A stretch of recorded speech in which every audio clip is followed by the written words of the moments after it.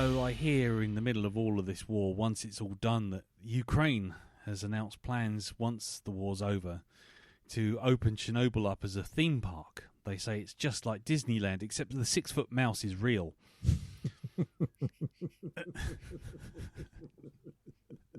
Step right up. Step right up. I am a Mickey Mouse. Souvenirs, novelties, party tricks. Speaking of mutant mice, though, a snake walked into a bar and the barman said, "How did you do that?" Think about it. Think about it. There Oh you go. no, I got it straight away. That one, yeah. Okay. That was really good. Okay. Got it just like a disease. Right. Anyway, fine. Just gonna have me drink. Just like herpes, that one will keep coming back to us and, causing us discomfort. I don't like coffee mugs, by the way. They're not my cup of tea. I've got some news for you guys, by the way, Yeah. because I know you're all into fitness. No.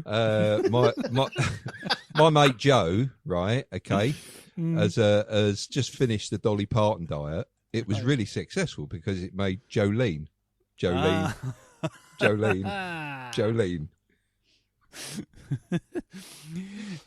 By the way, in which Indian city do Indians leave their mothers?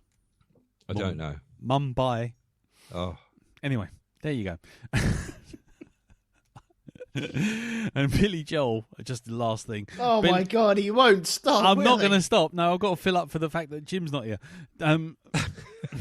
Why were Billy Joel's clothes not wet? It's because he didn't start the dryer. Anyway, and on that note, we'll leave it. Hang on. Why was Billy Joel's Clothes clothes wet. not wet? Wet. Why were they wet? Oh, I'm sure you said why weren't they wet? Because careful, Elton. The more you dissect this joke, the less funnier it becomes. You know that.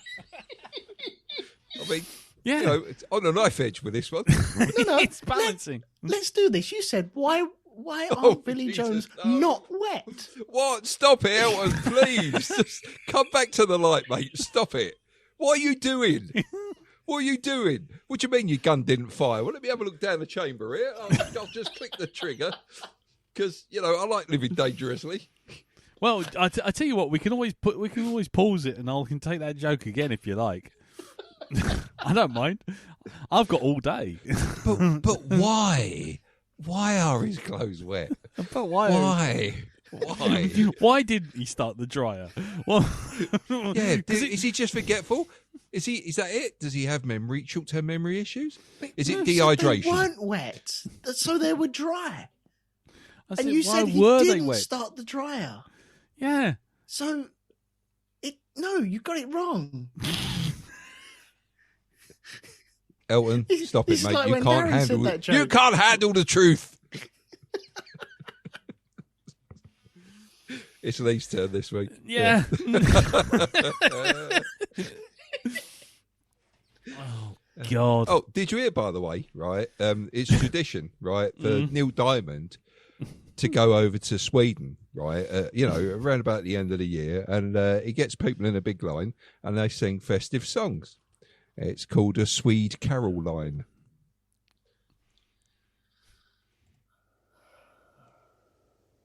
I can look some more up if you want. Yeah. Okay. I tell you what. I tell you what. When you start shooting the bad ones back at me, I've got to just stop. Yeah. Yep. Yep. I was going to say two dyslexics are in the kitchen. One says to the other, "Can you smell gas?" The other says, "I can't even smell my own name." Jesus. That always works better on paper, that one. Anyway, hello everyone.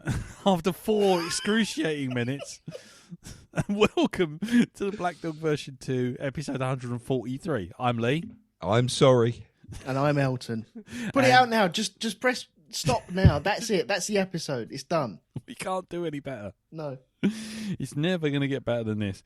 Yes, hello. Yeah, no Jim this week because for those of you who regularly listen, he's had a bit of a bad go of it recently, and he just decided, you know what, fuck it, I'm off. I'm off down the coast. I'm away. Yeah. I'm on my toes. I'm out of here. I'm going to enjoy the sunshine. So that's exactly what he did, and God bless him. Go for it. Yep. Good luck to him. So that's where Jim is. So we will not be getting any mellifluous tones, nor anyone trying to draw the conversation back to some kind of sense. So we apologise. He's gone to a lighthouse somewhere. Yes, he has. Hold on.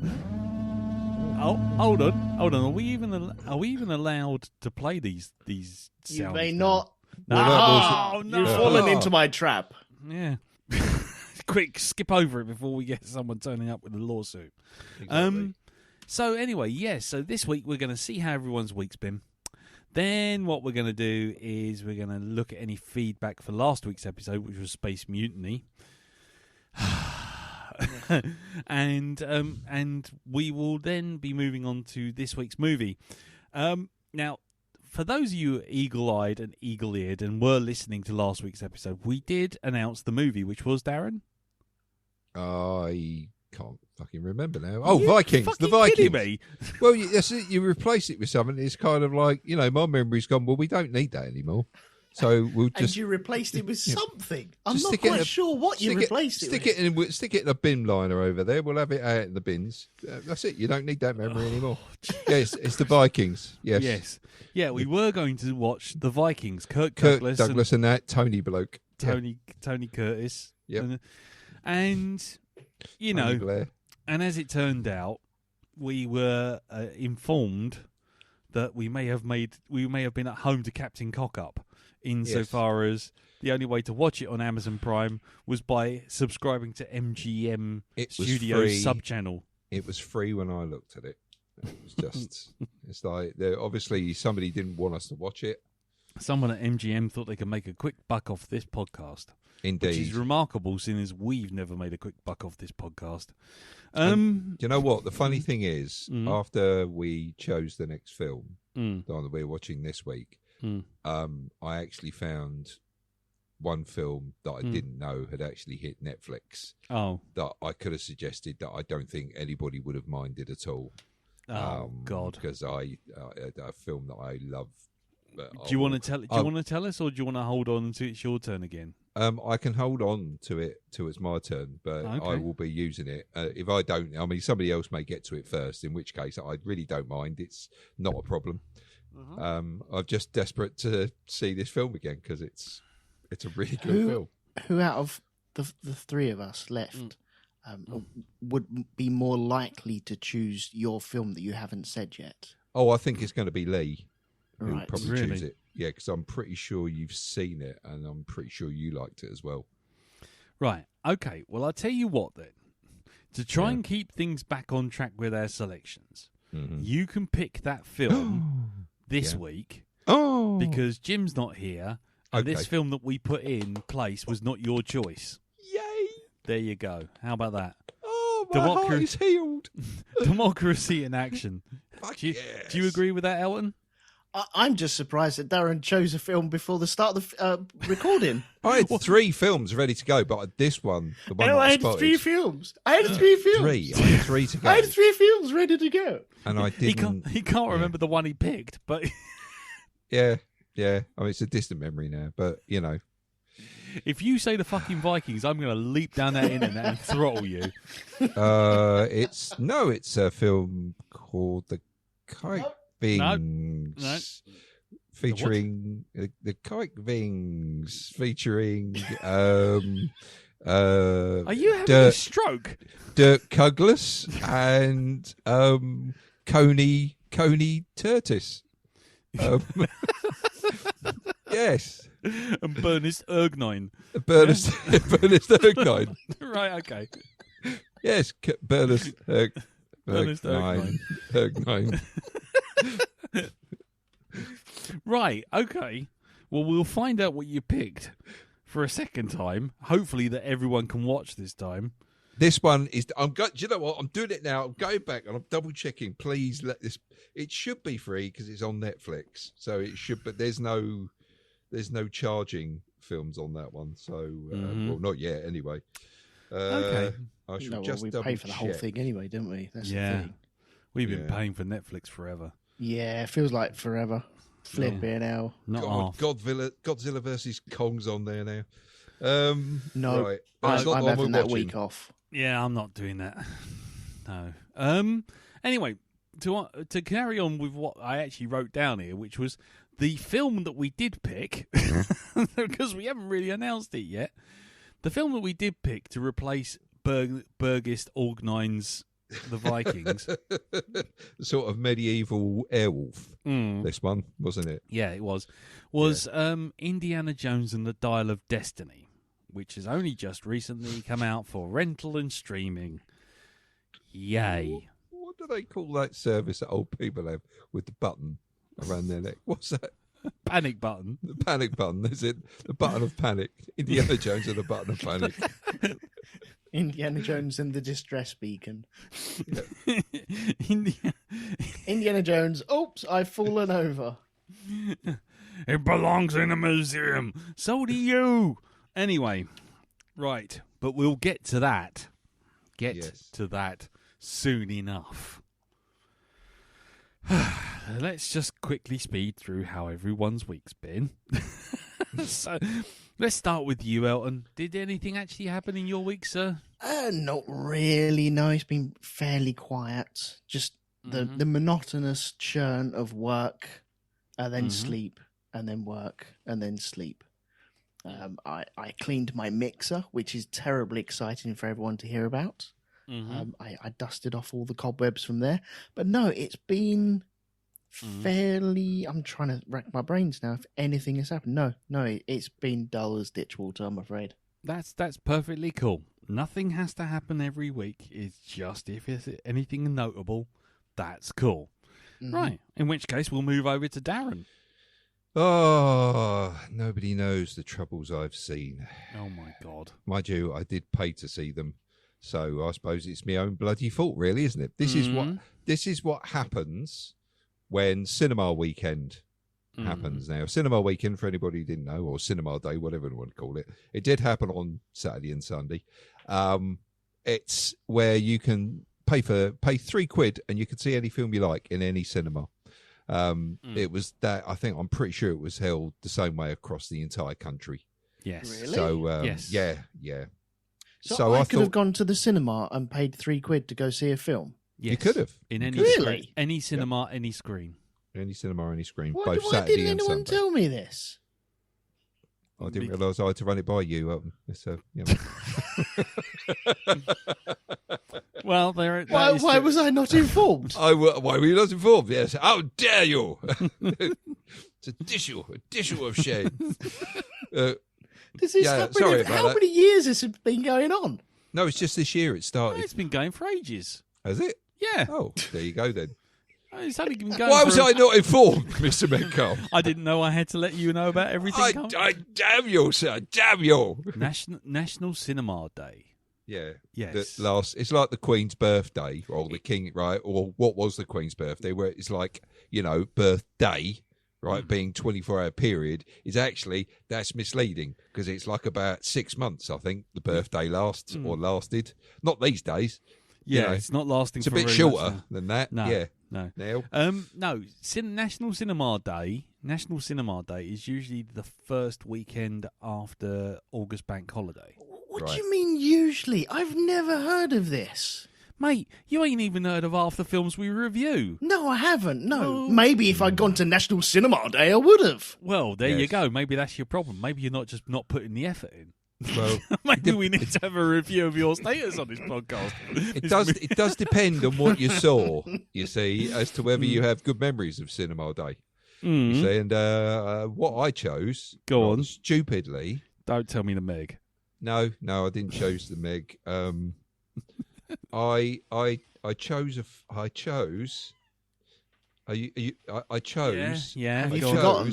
I chose. Are you racking your I brain? chose. Are you getting your tickets out? Are you getting your ticket stubs out? No. Did I it know star what the I man chose. from Star Wars Episode 1? No. Star Wars Episode 2, Attack of the Clones. Star Wars 2. No. It wasn't in Star Wars 1 or Star Wars 2, which is actually Star Wars Up yours, Darren. 4, Up yours. 4 and 5. Yes. Yeah. What was the fucking film? What did you watch? The film was, and this was I think the only. It was literally the only film I could get a ticket for. Oh, well, there you go. And it was the Blue Beetle. Oh, yeah. Never mind. Right. Okay. The Blue Beetle. If I was to sum it up in a sentence, I would say it's possibly one of those cliched bags of bullshit I think I've ever seen in my fucking life. It made me question wanting to go and see the first film in any superhero series ever, because if this is what it's come to, I don't think I want to go and see. I mean, I was on the brink of saying no more superhero movies after I'd seen this. Yeah. Let's see, shall we? Let's have a little competition here. Let's see Go on. who's qualified to write a DC superhero. Oh, and by the way, this is officially the first film in the new James Gunn universe. Is it though? Because I thought it was the kind of crossover. The last two, the old EU was this and Aquaponts too. No, this one, right? And the reason that they get away with it, I think, is because there's no cut scene or post credit sequence with, like, you know, Henry Cavill showing up, or you know, Ezra Miller making an appearance, or Wonder Woman or anything like that. So you can fit this into the new universe anyway. But yeah, apparently this is the first one. But I think that just scrapes in under the door, because I'm pretty sure this was started before Gunn picked up his, you know, the job anyway. It had to be, really. I don't know why they bothered releasing this in the cinema. Really? For one thing, this should have been one of those made-for-TV movies, because that's what it felt like. Right. But anyway, let's get back to the competition. Okay. I'm ready. Right. So, see if you can try and figure out what line follows this. Your love of your family is your weakness. And I'll give you a clue. I'll start it off. Hold on. Let's see if it's my strength.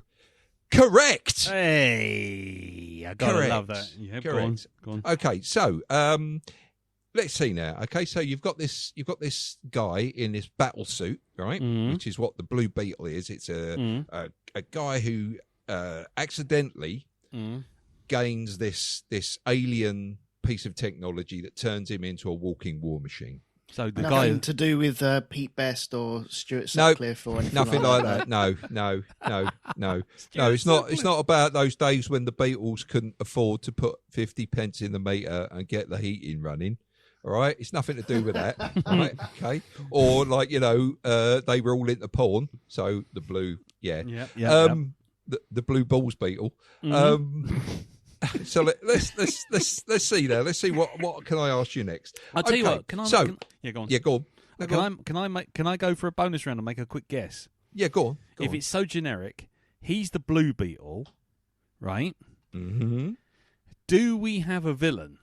And I stress that I have not seen this film, so I'm really taking a stab in the dark. But if we're going for generic, if we're going for combat, if we're going for the big punch-up thing, right? Because that's in there. You can't have one of them without. Can we have an opposite end of the spectrum? So on the colour wheel, the opposite of blue would be hold on. orange. You're into my question, which I was going to ask. Okay, go on. I was going to say to you, like, so you've made this, you've got this film, right? You've got your title, you're writing this film, and you've got to write the big shit kicker at the end of the film, right? So what do we do, children? Do we throw a little bit of a curveball in there, and do we have, say, like, I don't know, a monster from another planet who's got a completely different set of abilities to the hero?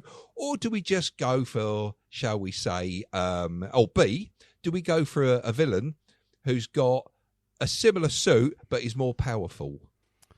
Oh, what you mean? What do we go for? Do we go for the left ball? You know, the left ball. Do we go for the left field? Do we make the villain sort of like a real challenge? And you want me to touch what? Yeah, exactly. Hang on. Do we make it a bit of a challenge? And do we get the villain in as something completely different to the hero? Or do we make the villain exactly the same but more powerful? Well, I think we all know. I'll let Elton take a stab at it. Go on. Well, I think the interesting thing in superhero movies would be to bring in the cryptic alien, which would be, well, hang on, this is very... You would think I was so, not wouldn't expecting you? this. You would. You think, oh wow, bit of a challenge. Ooh, bit of a threat. Whereas if I was writing it and I wanted to churn it out and fuck off home, Mm-hmm. I would write Orange Scarab, CGI, punch, VFX unit to cover, and then walk out the door. You are very, very close to that. He doesn't get a name, right? It's the villain has got a suit that becomes very similar to the Blue Beetle. It's not called the Orange Beetle, though it might as well have been. Actually, it should have been called Maximilian from the Black Hole, because that's what it looks like. Well, I tell you what, could it not be called Dung Beetle? It could be. It could be. Is this like when you was playing video games on the BBC Micro and you went to the next level and it was the same level, just a different colour? Yeah, something like that. Yeah, they just changed the background colour. But he's gone from green to orange. It must be more powerful. It's the same sprite, but they've just changed the colour on it. So, all right, here's your bonus round. Mm-hmm. Okay, here's your bonus round. Let's see, what one shall I pick? Okay, so you're imagine you are the Blue Beetle, right? Okay, and this suit, as the suit tells him, can create any weapon he can imagine, right? So, you've got this big, tough, bad guy in front of you, right? What do? Do you create a weapon that depowers his suit and completely makes him useless, therefore ending the fight? Or do you make a big Final Fantasy sword? Where does your imagination go with this one? Well, speaking from experience... Yeah. Yeah, because we've all found ourselves in this situation, haven't we? Yeah. You know, where we're faced with a supervillain. Yeah, whenever I'm faced with a supervillain, I always want to go for the stylish over the practical. Of course you do. Of course you do. Haven't we seen this in the Green Lantern, where they just created utter bullshit? Yep. Yeah, Hot Wheels, wasn't it a Hot Wheels track? Yeah, it was Hot Wheels track, yeah. What do you want, Darren? I'll tell you what, I'll have a fucking Death Star. That's what I want, right? Create me a Death Star and just fucking do him. Yep, not a problem. No, boom. Or I'll tell you what, if you can't do that, Imperial Star Destroyer or something of those sort of thing, even a Centauri ship with a mass driver on it. No, there you go. You're thinking way too big and flashy. All you do is, I'd like to create a teleporter, a personal teleporter, and beam him into the sun. There you go. Right, okay. And all he does is he goes, Blue Beetle, I'm going to woo. And on the sun you just hear, and then that's the end of it. Do you know what? I had so many fucking eye-rolling moments with this bit, including, right, okay, get this, because I'm pretty sure this was trying to be Miss Marvel for I haven't seen for that. DC. I gave up. You know the TV show Miss Marvel. Yeah, the one that made me feel motion sick after the first episode. Yeah, I'm pretty sure it's trying to be the equivalent of that, because it's all about family and stuff, and that that's Fast and the Furious's bag. Yeah. You don't go over there. Oh no! It's this bag as well, and that started getting on my nerves. Just that, right? So anyway, right? Okay, they get into this. Family. They get into this piece of technology, right, which a previous Blue Beetle, and that's one of the few things that I actually did like about it. It made nods to previous Blue Beetles, right, within the DC canon. That was about the only thing that I went, oh, right, okay. So you've got this, and this is kind of spoilers, I suppose. I don't know. I don't really give a fuck. They've got this craft that they attain that used to be the previous Blue Beetles, right? Which is this thing. It's like a tank with legs on it, and it flies through the air, a bit like the Owl's ship in the Watchmen, right? So it's a bit like that, but it does this thing, right? You know, it can fly or it can crawl. And, of course, you know, without actually referencing this person's graffiti skills, no, you can't take off just yet. I've got to do this one thing. And they spray a graffiti message on the front of the fucking thing. I honestly, right, that wasn't the bit where I wanted to scream at the screen. I sat there. I mean, I must admit, I heard someone in front of me go, where's that fucking draft coming from? And it was my eyes rolling so quickly they were generating airflow, right? Okay. There is a bit when they use this thing to go and do a mission.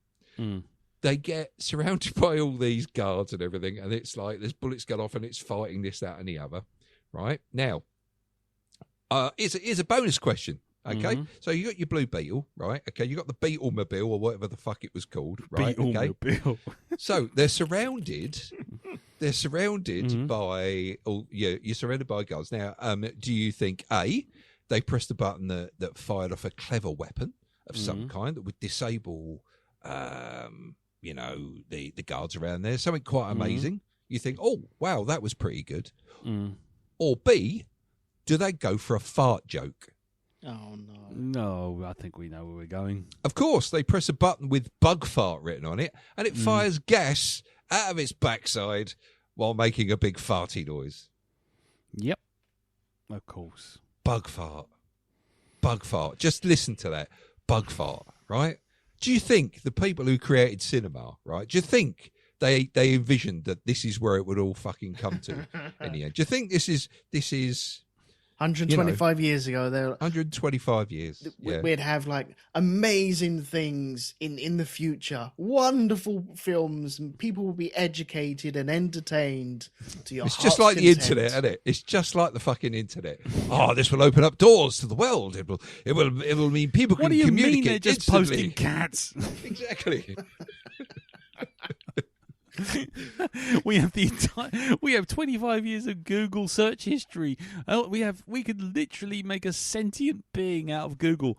What is it? Yep. It's a cat. Right. Oh. Yeah. People think the Earth is flat as well. What is their problem? Do you know what? There are some films out there, if you put them in terms of jigsaw puzzles, are like 1,000-piece jigsaws, and you literally have to concentrate to put the thing together, right? The plot and everything, and it's like beautifully I crafted. like that analogy. Well done. Yeah, right. Yeah. So you get some things out there that are 1,000-piece puzzle. This is a 2-piece puzzle. You can do this with your fucking eyes closed, right? It sounds You like a can't two-piece puzzle with one piece missing and the other piece broken. Do you know what? Yes. Yeah. Or It's puzzle. a 2-piece You puzzle, open and the it was still missing a piece. You Yes. open that box and both pieces are the same. You're like, for fuck's sake! Do you know those ones you get for kids that have actually got the little knobs on each part? You have to pick up like that, and you can put them together. Right? It's got the little knobs. You can pick these things up and put them together. That is what this is like. Right? What, you mean a jigsaw piece with a knob? Yeah, it's a jigsaw piece with a knob. Don't show lots that of to the knobs. kids. There are lots of knobs. Oh, and don't get me started on the main character's uncle. I wish oh man, he's got this uncle that's played by this chat show host called was it George Goat? Oh, I can't remember. He's a really famous he's famous chat show host in America. George Lopez. Right? He plays the main character's uncle, and he is annoying from start to fucking finish. That man. Honestly, he's overacting. I think my role is a little overdone. You know, it's just badly. It's so. Oh my god, I can't even begin. Honestly, I can't. I just can't. It is heavy. My accent is heavy, and my delivery is piss poor. Exactly. Just everything about it, and the whole fucking my family is my strength angle. Yeah, all right, we got it, mate. We understand. Oh God, you're going to go there, aren't you? Why can't we just have someone go? You know what? I just feel motivated. I'm just feeling pretty good today. It's times like this you suddenly think, yeah, it's time to stop. You can see the man behind the curtain pulling up the banner. It's like, no, just stop. And you think of 1,001 comics where an origin story is played out, and they do something original with it, and it's like, it's obviously that isn't translating through to the cinematic universes, because I'm looking back at everything now, and it seems even like you look at Iron Man, right? Who did he have as a villain? He had another bigger Iron Man with more power, right? Okay. Yeah, but hang on. Who did we have in the first Captain America movie? We had somebody else who had taken the super soldier serum. Mate, it's been since time immemorial. Yeah. I mean, they were done better, right? Even they, right, were like, all right, fine, we've seen that before, but you know what? I'm enjoying the ride. There's your difference. No, there's nothing to enjoy here.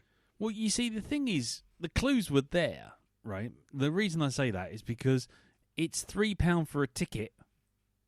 And but everything was £3. Yeah, I know. £3 for a ticket everywhere. Everything's sold out except Blue Beetle.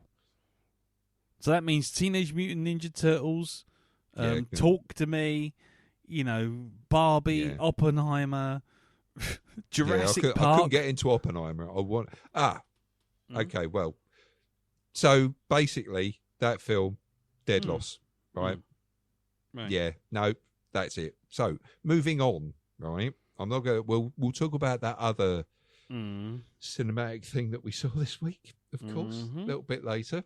But on the Sunday, we all went out and went to the 30th anniversary showing of Jurassic Park. There you go. And it's funny how a 30-year-old film is where I found my most cinematic joy this weekend. Well, something about that will come back for our other movie. I'm just going to point that out. Oh, yes. But let me just say that watching this, there's... because it was on the big screen again, I think it was the quality of the screens I was looking at, you can see where, because they've touched up the film, you can see where the inconsistencies now are in some of things like the matting. But it's taken me 30 years to see that, right? I was going to say, 30-year-old movie's got to be given some leeway at this point, isn't it? Indeed, right? No, it gets an automatic pass anyway, that film, right? It really does. Plus, also, after 30 years, I finally heard Laura Dern make an airplane type joke in that film that I'd never actually heard before. Go on. Right? It's where John Hammond is he's with Ellie and Dr. How many times have I seen this film? Grant, that's it. He's with Dr. They're with Sam Neill and that. They're all in there. And it's after the helicopter's landed. And I'm still amazed at how quick Hammond's character moves from the helicopter landing to when he's in, because there's no time between somebody coming up and harassing the pilot, and apparently he's already fucking out and across into the thing, right? Leg him out button is across. That's it. He's off. He's gone. He's away on his toes. He's away on his toes. Right. He's all on them EasyJet flights, isn't he? He's always the first one stood up in the aisle. Yeah, spared no expense. Plane hasn't even landed. He's like, right, I'm just going to get my stuff out the top. He's one of those people that claps for a landing as well. Right. Okay. No expense spared. Clawing at the door. Let me out. Yeah. Is it? Whee! So anyway, it's when they're in their sort of like their trailer, and he says to Grant, it's going to have attractions that will blow the minds of children. And Alan Grant says, "What are they?" And Ellie goes, "They're small adults." And it's like, all she had to say was, "But that's not important right now." Yeah. And that would have completed. I've never heard that. I don't know. I might have, because of the audio in where I've been listening to it, but I've never heard her actually say that. And Darren's review was brought to you by Hearing Aids. Exactly. Yes. Boots Hearing Aids. But I'll tell you what was really nice in there. They had people with kids in there, small children, and it was the reaction they were giving to the film, which was just absolutely brilliant. It was just great hearing them, obviously seeing screaming this for the and first crying time. and crying as a fucking T-Rex tears and renders. Well, funny you should mention that, because the last time it was reissued, I think it was the 25th anniversary or the 20th anniversary. Yeah, and I took the family to see it. And, obviously, like 10 years ago, I mean, Lisa was 6. Yeah. And taking a 6-year-old to see Jurassic Park on the big screen is not something really, in hindsight, I should have done. Because was it the 3D 4DX? Yeah. Because they had that out this weekend as well. That was on at SeaWorld, apparently. Imagine that. Come on, kids. Come and see this film about dinosaurs. Yay, Dad. As it starts breathing in your ear. Exactly. No, so yeah, she ended up freaking They the come fuck. out of the cinema just covered in offal. Yeah, the people down the front throwing bits of lawyer and toilet at you. Indeed. That's the cheap 4DX. That's where you don't pay premium. Yeah. Now, that's a big pile of shit. Yeah. Yeah, someone just takes a dump right in the middle of the air conditioner. I'll tell you what, that I could hear people, like you could see that bit where Jeff Goldblum's walking up to the big pile of shit, and I can actually feel people sort of like do the here comes the joke face, leaning forward, and then he says it, and everybody laughs and like relax. Like the Spider-Man one where I'm something of a scientist myself. Yay! Yeah.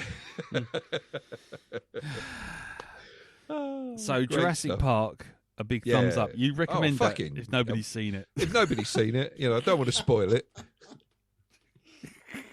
I don't want know. to spoil a 30-year-old movie, but do go see it. It's Exactly. well worth a look. Yeah, don't want to spoil it for you. It's about dinosaurs. Oh, fucking spoilers. Yep. Yeah. So Cool. there we go. So that was my Dung Beetle in Jurassic Park. Nice. Dung Beetle, definitely Dung Beetle, and that other film. Jurassic Park. Yeah, God almighty. You remember anything these days? Jurassic Park, a 30-year-old film that I've seen a billion times before, and I still came away feeling more satisfied with that than I did even the fucking Pearl and Dean advert that was with fucking Blue Beetle. That was more satisfying than Blue Beetle. Yeah. The Pearl and Dean, ba ba ba ba. Do they still do Pearl and Dean? Yeah, they do. Oh, right, okay. I thought they'd stopped. I thought we had that DCMS or whatever they are that goes do space. They do jewellery now. Do you know that? You can buy a Pearl and Dean necklace. It's really Fuck good. off. You're not going to get me with a, oh, really? Do tell. It goes pounds. Anyway, right. Anything else, sir? No. Okay, cool. Well, I'll just speed through mine. I haven't really watched indie films. I cut out last week my opinions of Ahsoka because I just kind of rambled on the fact it was boring. So I waited until I saw the third episode. Yep. Anyway, just leave it there. Moving on. I've done two main things I've done this week. The first, when I had my Wednesday off, because every second Wednesday I get is a day off. Get me 9-day fortnights, but it does mean I have to work like extra hours throughout the rest of the fortnight. Oh, I'm off for the next couple of days as well. Oh yeah, is it called the weekend? No, it's right. it's called my birthday. Oh yeah, I remember that. Yes. Yes. Yeah. Oh, you 12? Are you? Are you taking your day off for your birthday? They're taking him to Clacton, and they're going to just leave him there. Take him to Eastbourne, leave him in the Central Reservation. Are you You know going to what it means, though? McDonald's? You know what it means, don't you? It Well- means we've been doing this shit on and off for the last 14 years. Yes. Yes. You know that. Yes, we have. 14 years. 14 What a years. birthday present. Well, Thanks for nothing. you're welcome. This is the payback. This is the This is payback it. for that birthday party you had at my wedding. Yeah, there we go. Yep. Thanks for that. Cheers, mate. Yeah. I noticed you stuck a wedding in there as well. That wasn't on. Okay. Well, yeah. It was my day. Okay, my day. It was your day. It's my time. My Yeah. time now. Very generous, my dad, to stick $2,000 over the bar, wasn't it? It Really? was. It was. It was. Mm. Anyway, right. So, yes. So this Wednesday I was off, and it turns out Carol had booked a highly sought after ticket, which was a tour of the Elizabeth Tower. Apparently, they've not been doing them for long. All the right. Elizabeth Tower is Big Ben, basically. Big Bang. Yeah, And so I literally went inside Big Ben, climbed all the way to the top, and got to the top as the thing fucking rang. Oh, No joking. So yeah, basically what you do is you go in, and You sure that wasn't the fire alarm? dude, if that was the fire alarm, I hate to hear what fucking Big Ben sounds like. It's just, this thing. Basically, you go in, and it's 330 odd steps up to the top. And so what they've got is they've got a couple of stopping places halfway, a couple of ways up. And the first one is like a little sort of exhibition room, about 100 stairs up. And then you go, and they sort of tell you a bit about the history of the tower. And then you go up another 100 odd steps to the mechanism chamber. So you've got this big old ass clock, all the pulleys and all that kind of stuff going tick, tick, tick, tick, tick, sort of ticking around. And that was pretty cool. And as we were going up that, it sort of hit the quarter to 2 mark rather. So the whole thing's sort of going clack, clack, clack, clack, clack, clack, clack, clack, clack, and it's dong rolling through the fucking thing. And we're like, yeah, we still got a way to go yet. We go up to the top. By the time we get to the top, it's 2 minutes to 2. And literally, the ladies who took us up there immediately pull out all these fucking ear protectors and all this kind of shit. You're like, oh, okay. Yeah, how bad can it be? Get to the top of the stairs. I am literally standing about 3 foot away from the main bell. Ooh. I mean, properly right on top of it. Mm-hmm. And then there's the 4 quarter bells all above you as well. So there's one in each corner, and That's you're a like, lot of bell ends. there is a lot of bell ends. Yes. and no offense, but no joking. I made 6. I'm surprised it didn't strike 3 with me being up there. Big one, small one, some as big as your head. Give him a twist, a flick of the wrist. That's what the showman said. Hey! So then all of a sudden suddenly it's going, dang, dang, dang, dang, like this sort of thing. And that's just the 4 little quarter bells. And I've got these earplugs in, like big thick plugs of foam in my ears. So I look like sort of comedy sort of earbuds sticking out my ears. And basically, as each quarter bell is ringing, they're different sizes, so they're getting bigger. And it's like, and I can literally feel like my body is being pummeled by sound waves. It was literally like someone was hitting me in the chest. And then you see the hammer for the Big Ben bell itself go back, and it literally only goes back about a foot. And it came down and it went bong. And no joking, I didn't hear it so much as feel it. I literally felt the jelly in my eyes vibrate. It was, just like, what on earth is going on here? Did your symbiote get released? Yes. Is that it? Has it finally got rid of it? Yes. Exactly. I was standing there going, fuck you, Venom. Fuck you, Venom. Yeah. And it rang twice, and it's a visceral thing to be like less than like 2 or 3 feet away from like 16 tons of metal being bashed by 2 tons of metal. It's quite a thing. And then after that, we went round the back of the clock faces, and then finally you're down and out. So it's well worth a look, but apparently the tickets, they only let, like, on every tour, they only let like 15 people up on a tour, and they only do it once an hour, and so it's very limited in number, and it's well worth a look. I thought it was going to be pretty boring, if I'll be honest with you, because you're going up inside the tower and you get a load of talky, but the fact that they literally ensure that you do not have kidney stones for the next 300 years thanks to the ultrasound treatment you've taken, I think it's well worth a look. So we did that. You climbed a big erection that went dong. I did climb a big erection that went dong and looked at its bell end. Yes, you did. Yes, I did. Multiple bell ends, and they got well and truly hammered. I saw them all. Sounds like one of those specialised movies that... I can't play the jingle anymore, you fucker. Shit. I saw a load of bell ends getting whacked off. Anyway. So that Average was that. Tuesday, mate. I'll tell you. That's the unofficial description on our website. No one looks at it. 4 bell ends whacking off. So anyway, we got then Sunday. On Sunday, another sort of random thing Carol just found. A pug cafe. A pug cafe? Pug cafe. Now, that doesn't mean you say you drink pugs. Or eat them. Or eat them or anything like that. No, you go in. Pugs making you sandwiches? No, that would have been awesome, but it wasn't. No, you go into a cafe, you're having like your dinner and your tea and your coffee and whatever, and you're literally surrounded by about a dozen, possibly more, pug dogs who are just lunatics. Are they? Yes, and you're in there for an hour, and it's just like, okay. And if you want, you can buy little puggachinos, which are little foam cups that they will fucking devour like hungry piranhas. Christ, no wonder they're fucking nutty, those dogs.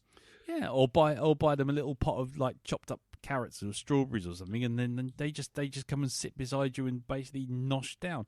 And what? yeah, exactly. Look, there's no way of going. What around about this. the carrots and the strawberries? Do they do those? I mean, that's a pretty special. Wow, I can see where you went. Can I have the address, please? getting me strawberries noshed off by a bunch of pugs. It's a specialist. Bovril pants on. No. No, but it was sweet. It was cool. It was it's good fun. The girls loved it. Oh God, there is so many. I know. Oh, stop it! I know. Stop it! There's only so many of these I can whack out of the park. If you pardon the expression. Phrasing. Yeah. Oh dear, no. As you can tell, nothing else has been happening. So that was it. No. So that was it. And so I got noshed by pugs. Or I helped. Yeah. Well, that's quite a weekend. That's quite that's a party in a bag, right there. It is, that, isn't it? It's like, well, I don't know what to say to that. Moving on. Yep. Other than that, I'm trying to think if I watched anything. Oh yeah, watched. Been going through the Daniel Craig Bonds. Ah, right, okay. Yeah, every Saturday we've done one, and I tell you what, I know on this podcast I've been a bit sniffy about the Daniel Craig Bonds because they're always a bit piecemeal and a bit all over the place and stuff. But I tell you one thing, and it's probably worth a go if you guys, anyone out there hasn't tried it. But watch his 5 Bond movies. Not necessarily one after the other in the same day, but just space them out a little bit by a week, and you will find that they are just essentially one big almighty story. Yeah, they are. Yeah, the problem is when they're spaced out by like 2.5, 3 years, you kind of the little plot drops and little nods and everything just feel like they've just been tacked on.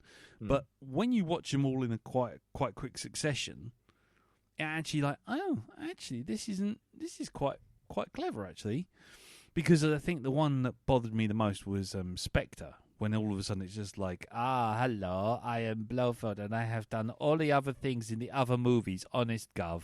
Bingo. And it's like, did you really though? Did you? But but when you watch all 4 or 5 of them, and you know what's coming with Spectre, you can kind of watch them and sort of reframe all the action that goes on in the other movies before it, and you're like, okay, maybe it was unintentional, or maybe it was intentional, but either way, not bad at all. So I was quite impressed, even with Sontum of Qualis, which I fucking hate. I thought it was bollocks, but because whoever directed and edited that is the same person who edited that fence jumping scene in Taken 3. It's like nothing stays still for more than like 4 frames. And you're like, what on fucking earth is happening on this screen? But yeah, other than Sontum of Qualis or whatever the fuck it's called, quality of service, question of sport. I mean, it's apart from that one, all the others are really well done and tied together really nicely. So yeah, quite cool. And other than that, I've got some stuff coming up this weekend and this week, but I'll tell you about them next weekend. But basically, it's my anniversary tomorrow, so 25 fucking years. Yeah, it's my birthday tomorrow. Funny that, isn't it? Yeah, I know. It's mad how that happens. It's mad. Yeah, I haven't got you a card. That's right. I haven't got you one either. So. Yeah, I knew that. Yeah. That's why I didn't get you one. Well, I'll tell you what, you go buy your present and I'll go buy mine. How about that? There you go. Yeah. Yeah, all right. And I'll get you an Airfix kit. Lovely. And Super duper. And a brown paper bag poster. Yeah. Some assembly required. Some assembly required. Anyway, so that's that. So that was our week. Right, so a little bit of feedback for last week. Last week we watched Space Mutiny. Oh, yes. Put your helmet on. We'll be reaching speeds of 3. Yes. Unsurprisingly, pulling out a really piss poor movie brings out the shitfinder general, Mr. Chris Johnson, who, upon hearing us referring to the Captain America with what's his name, with Red Brown, the star of Space Mutiny, wanted beef to man cake. Yeah. Beef chunk fat flange. He actually he located Captain America 1979 for us. He said, if you need a copy of this cinematic treat, I'm your man. I'd actually got it somewhere. Oh God! So there you go. Got a proper, I think it's a Blu-ray rip as well. Yeah. Whereas Jeffrey Mark Hyman actually said, if needed. Yeah. If needed, we need more terrible Red Brown movies. There's some absolutely terrible Rambo rip-offs that he was in. And there's also this classic too. You're the Hunter from the Future. As in Y-O-R, not Y-O-U-R. So there's that. And no, you're the hunter from the future. You're the hunter. No, you are. Yeah, exactly.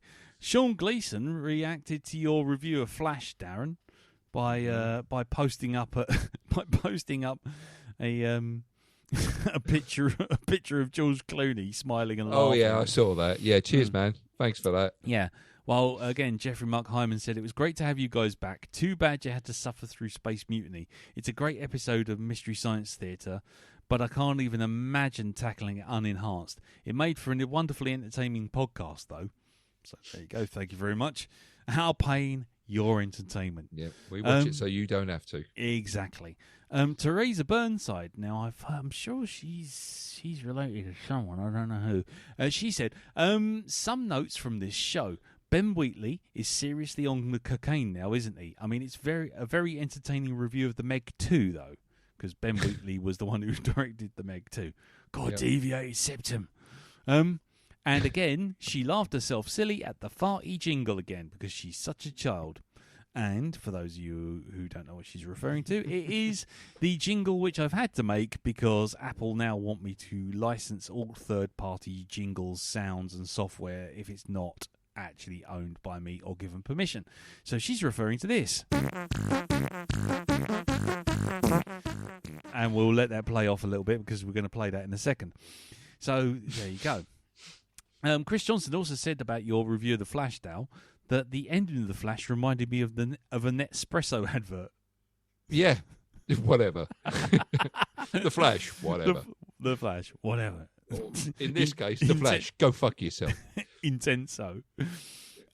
While our man down under, David Renane, said, rather than watching Space Mutiny, I've decided to rewatch the first 4 seasons of Babylon 5. But not the movie spin-offs. Well, I thought it might be a bit twee nowadays, but I found the Earth falls to fascism media manipulation subplot to be way more credible than I did when I first did way back in the last century. There you go. Thank you very much.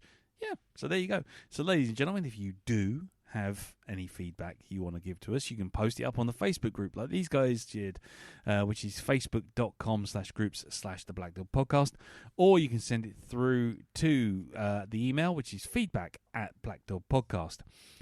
We do have one other piece of feedback, but it's related to our film that we're reviewing this week, so that might just pop up in the middle, and we'll bring that up in a bit. But yes, for the moment, let's just all take a breath. Let's get ready for the farty review sound, because it's nothing more appropriate than this farty review sound for fucking Indiana Jones and the Dial of Destiny. Dial of Destiny being the number 999 he dials on his rotary phone to call someone to pick him up. Roll the fucking jingle.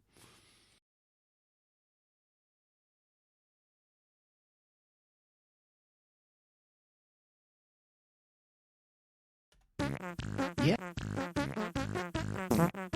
Right.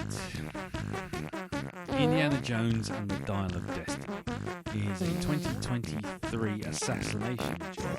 An American action-adventure film directed by James Mangold, who you may recall we do speak of highly because he directed the rather amazingly good Logan. The film, he co-wrote the film with Jez Butterworth and John Henry Butterworth and David Cope. This is the sequel to Indiana Jones and the Kingdom of the Crystal Skull, as well as the fifth and final installment of the Indiana Jones series. It features Harrison Ford in the title role, John Rhys Davies as Sulla, and Karen Allen reprising their roles from the other movies. The new cast members include Phoebe Waller-Bridge, Antonio Banderas, Toby Jones, and Boyd Holbrook, who also unsurprisingly featured in Logan. It also features Mads Mikkelsen as the main villain. It's set in 1969, and the film follows Indy and his estranged goddaughter Helena, who are trying to locate a powerful artifact before Jürgen Voller, played by Mads Mikkelsen, who is a Nazi-turned-NASA scientist in Operation Paperclip, plans to use it to alter the outcome of World War II. The Dial of Destiny is the only film in the series that is neither directed by Steven Spielberg nor conceived by George Lucas, though they both served as executive producers instead. Just get the money for the name. It's also the only film in the series not to be distributed by Paramount Pictures, following Walt Disney buying up Lucasfilm. Paramount do retain some distribution rights and a residual credit. So, the movie was made for a budget of $300 million. Worldwide, how much do you think it made, Elton? Some frayed old rope masquerading as a whip. Okie dokie. Yeah. Darren? I think it made one tube of deep heat and a whole slew of shares in Werther's Original. Nice. Actually, it made worldwide. It made 381 million, which is only 81 million more than the budget, which means in effect it actually lost money, because most of the time marketing budgets usually another 100 million, possibly even 200 million on top of everything else. Yeah. So the movie cost really close to 500 million, and wow, with all the marketing and everything involved, and then ended up making 381. Wow. Yep. So it's a monstrous flop. Right. So, I won't go into the makings of and all that kind of stuff, because the wiki is absolutely gargantuan on this one. I can only think that there's lots of people filling it in from different notes and reviews and pieces and bits and bobs, and all the DVD extras that are now slowly appearing online. So I won't go into the whole thing, but let's just go around the table and let me know what you thought of it. So let's start with, I'll tell you what, let's just do it normally. Let's go around the table with you, Elton, first. What do you think? Mm-hmm. Right, what did I think? Well, I really struggled with the first 2/3 of this movie. Right. I thought it was an abomination. I thought it pissed all over the legacy of Indiana Jones, and it was just cringy all the way through. I remember we had a little discussion very briefly on one How Was Your Week months back, when we had a look at the trailer for this. Maybe we did this in the green room, I'm not too sure. But I said you can tell the green screen and shit like that when he was riding the horse around the streets, and I thought, no, it's going to be all like that, and it's all going to be painful to watch. And a lot of it was. I didn't mind the last third of things when it actually turned into an Indiana Jones movie, where it slowed itself down, it had a bit of a slower pace, and they were climbing through apart from like the ba echo bollocks that they were doing, that can fuck off and die as far as I'm concerned. But when it was a bit slower and he was creeping around with her and doing the Indiana Jones stuff, yes, there were nods, and there were fucking awful nods as well, which really pissed me off. But I didn't mind that last third. Okay. But I think overall, it's a film that should not have been made. Okay. Yeah, that's a fair comment. Okie dokie. We will get into it a bit more detail in a second, but what about you, Dal? Go on. Just a brief overview before we get into the real kicking it. Well, while I didn't completely hate all of it, and let's just do a little bit of a measure up here. I mean, you can still hate 99.95% of a movie and not call it, well, I didn't hate all of it, because you still got that 0.5% that you didn't hate, right? So let's go with that. I thought some of the action, and I think this is looking at the stuff that Elton's talking about in the last third, some of that I actually thought wasn't bad. That doesn't make, it's not even counting the story. That's, stunt work and stuff like this. The film was missing something, and I think I figured out what it was, and that was a broken hip counter. Right. Now, while it wasn't as bad for that sort of thing as the last one, and let's have a look at that, shall we? Yes. Indiana, your arse goes through the fucking windshield of a truck, right? Okay? That's got to be at least worth at least part of the hip being broken, if not all of it, right? Because, I mean, who are you? Are you Logan? Is your fucking skeleton made of adamantium? No. I think not, sir. I think not. I heard there were things that they were going to play on old age in this film, and there was none of that. There was none of that at all. There's none of this, I'm feeling a bit creaky. Yes. I can't run as fast as I used to. None of that at all. None of that was, there was none of that in there. I thought, are we going to get some humour, some old person-based humour? But no. All we got was a sort of reverse nod to Temple the of Doom. whip scene. Yeah, well, there was that whole thing of, where they flipped the script on that, don't they? Where, he did the whole thing of shooting the bloke with the whip, and now the gun's not there. Whereas this one, he's the bloke with the whip, and everyone else has got a gun. But they've done that already. They did that in Last Crusade. They probably did, yeah. I don't know. This film is, in retrospect, kind of an almost a retelling of the one that came before it, because him and Marion weren't together in that either. So apparently, every single film he has to have some kind of relationship issue in this new generation. Well, I tell you what. Go one step further. Yeah. Right. Harrison Ford plays a character. Yep. Who's lost a son. Yep. And was previously married or in a relationship. Oh, yeah, I see where you're going with this. Yeah. Previously in a relationship, and then split up because of the losing the son. And then it's only through the great and heroic deeds of a young, plucky newcomer that they all get back together again. Female newcomer. Yeah.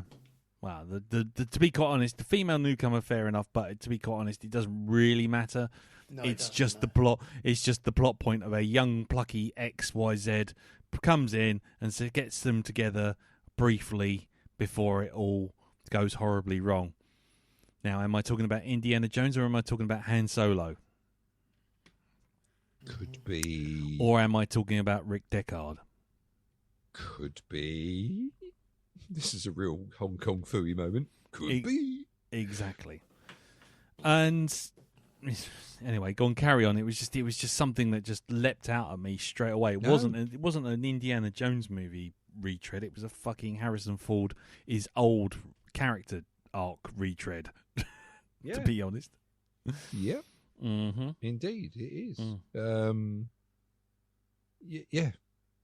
Mm. But again, in the last film, he had Mutt by his side, his son. In this one, he's got his goddaughter, who's brought Short Round, the Wish version, with her. Short Round. Yeah, or is it? Oh no, Bearded Baby or whatever the hell? Because Baby Boss.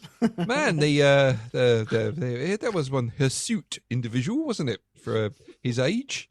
Is he 12 or is he 25? It was played by Ernest Borgnine. No, he's Are you the bad guy? Because you seem to be twiddling your moustache there. exactly. No, I'm the sidekick. Yeah, I'm the teenage psychic.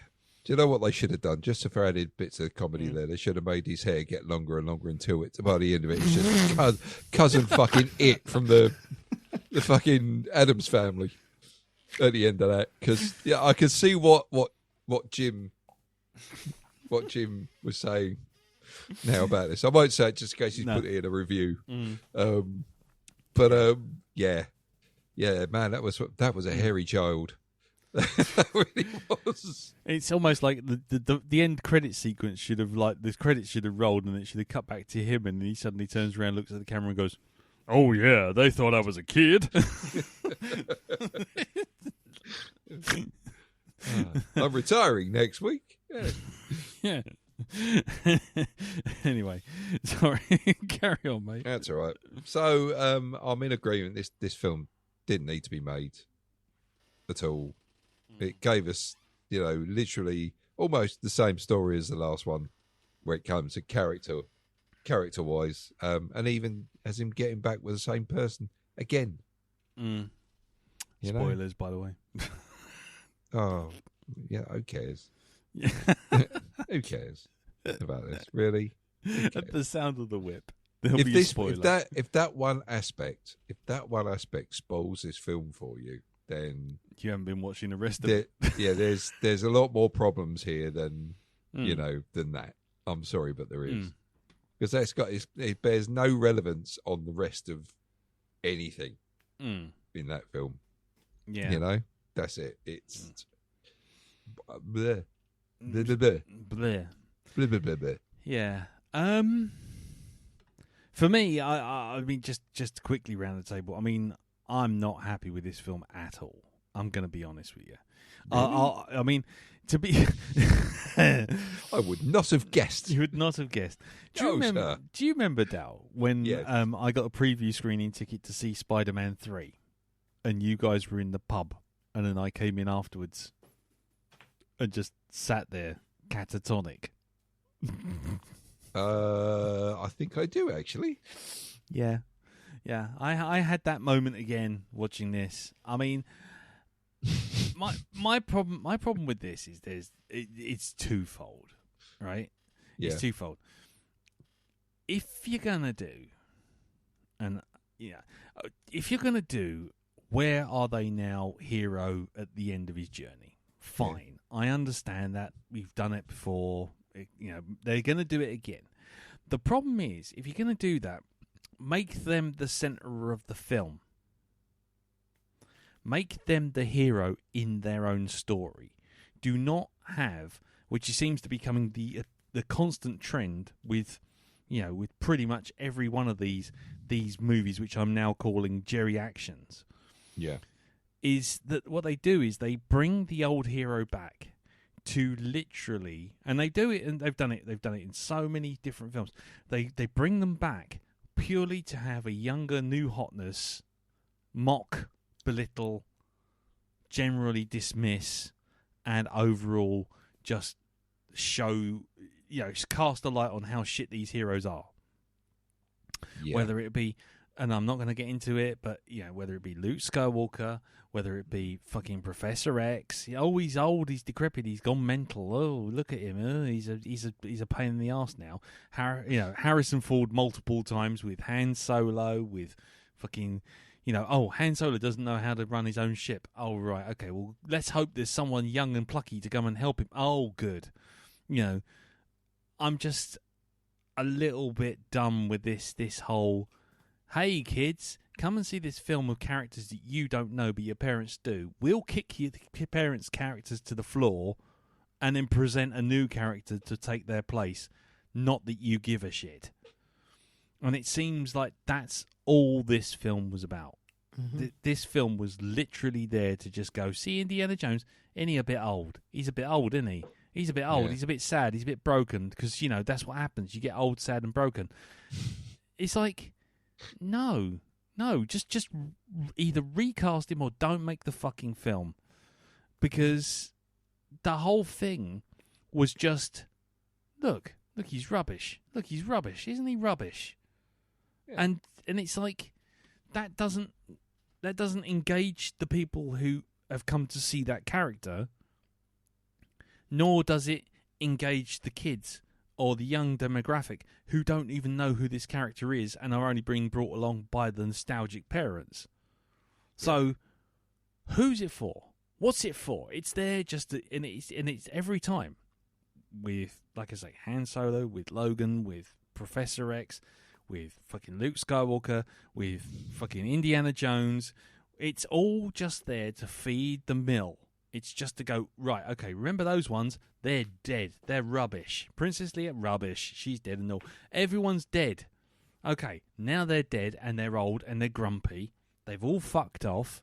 Right, but don't worry, kids. We got new little young people to come and do your stuff. And the kids who are watching this stuff are like, I wasn't there watching Star Wars when I was 7. I was watching it when I was 7 after 20-odd films have come out. It's just like, so what is the purpose of it? It's literally there just to bash the fuck out of the old characters, kick them to the curb, say, right, thanks very much, now that's all done, let's get on with the new adventures of a random character that no one's invested in. And they've done it time and time again, and it's becoming this massive trend. And I watched James Bond. I watched James Bond the other day, and I'm just thinking, okay, they recast him and they carry on moving, and they move the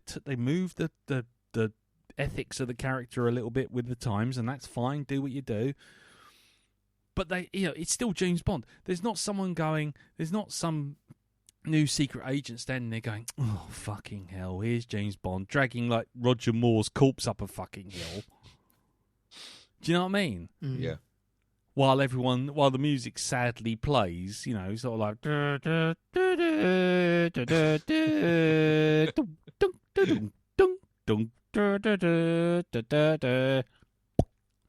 it's just like, you don't. What you do is you fucking up-level the character, bring out a new version, and it's like, oh, here's a new version of James Bond for a new generation. Ta-da! Right, okay. And I'm just sick of it. I mean, I'm sick of that fucking thing already. That whole thing. Why is it Al? And I say like the royal Al, as in our characters that we love. Why is it happening to our characters that we love? Has this happened in cinema before, where actors have got old and kept doing movies and repeating this, reprising the same role again and again, and being mocked more and more the older they get? I think there was an element of that, though, not mocking. It was kind of done as a respectful thing of like, hey, look, the old timers are going to show you what's up, and it was in the westerns. With things like Rooster Cogburn, John Wayne, and True Grit, and then when they remade True Grit again with Jeff Bridges? Yeah, Jeff Bridges. Yes, Jeff Bridges. And so again, he's this broken down old codger, but he's the one who's going to get them out of the situation because of his experience, because of the and he doesn't give a fuck. He's at the end of his life, and that's the end of it, and that informs the character. it feels like they're just mocking our characters that we love. I love Indiana Jones. I've grown up with it. I've grown up with Harrison Ford throughout, for my whole life, watching him in many different films and loving him in each and every thing.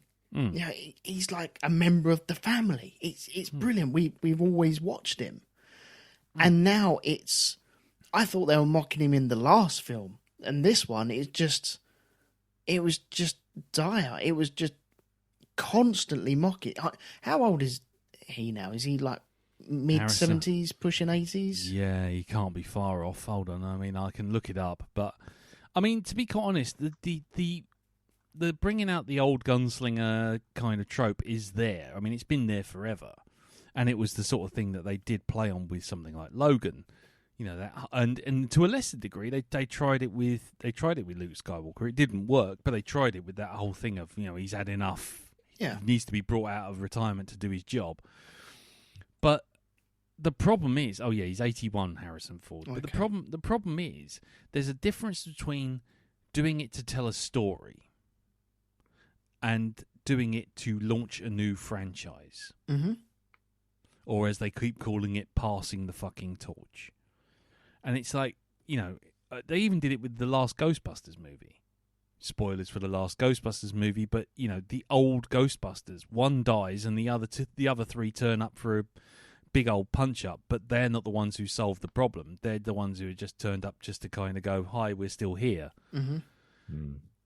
And, you know, the problem isn't that you got old characters, because old characters growing old and finding their place in the world, you can make a story of that.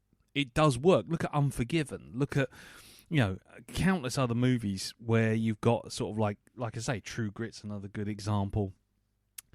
Where, you know, it's someone who doesn't want, you know, has had enough of that life and has left it behind. But that's in the character. That's inbuilt in the character. Indiana Jones was never sort of shown to be that kind of introspective character. He's a B-movie character. He gets an adventure. The adventure comes through the door, and it's, gee gosh darn it, I'm going off to save the day. You know, it's like da da da da da bang. And some people might go, that's naive. Well, fine. If it's naive and you don't like the idea of it, leave it alone. Go make another movie. Go do something else. But if you're bringing Indiana Jones back, especially after you've had the third film literally ended with them riding off into the sunset and everything ending. Yeah. Then everything after that is a cynical bring them back just to bring them back. And it's the Disney stuff. It's Disney just want more meat for the grinder. And the only way they can get that is to bring back the legacy character, effectively say to the audience, that character's shit, isn't he? And then the person who's with him, make them the cool, classy, devil-may-care, rogue, fly-by-the-seat of their pants character. So everyone's supposed to pivot to the new character. And then the old character can be discarded so we can have more films. And well, I think they had an opportunity with Shia LaBeouf. They could have used that. The problem was Shia LaBeouf, though, was let's not you know, beat around the bush. He was a character nobody liked to start with. And then when apart from the opening 15-20 minutes where he's in Kingdom of the Crystal Skull, he was okay. I'll give you that. When he's doing the wild ones kind of thing.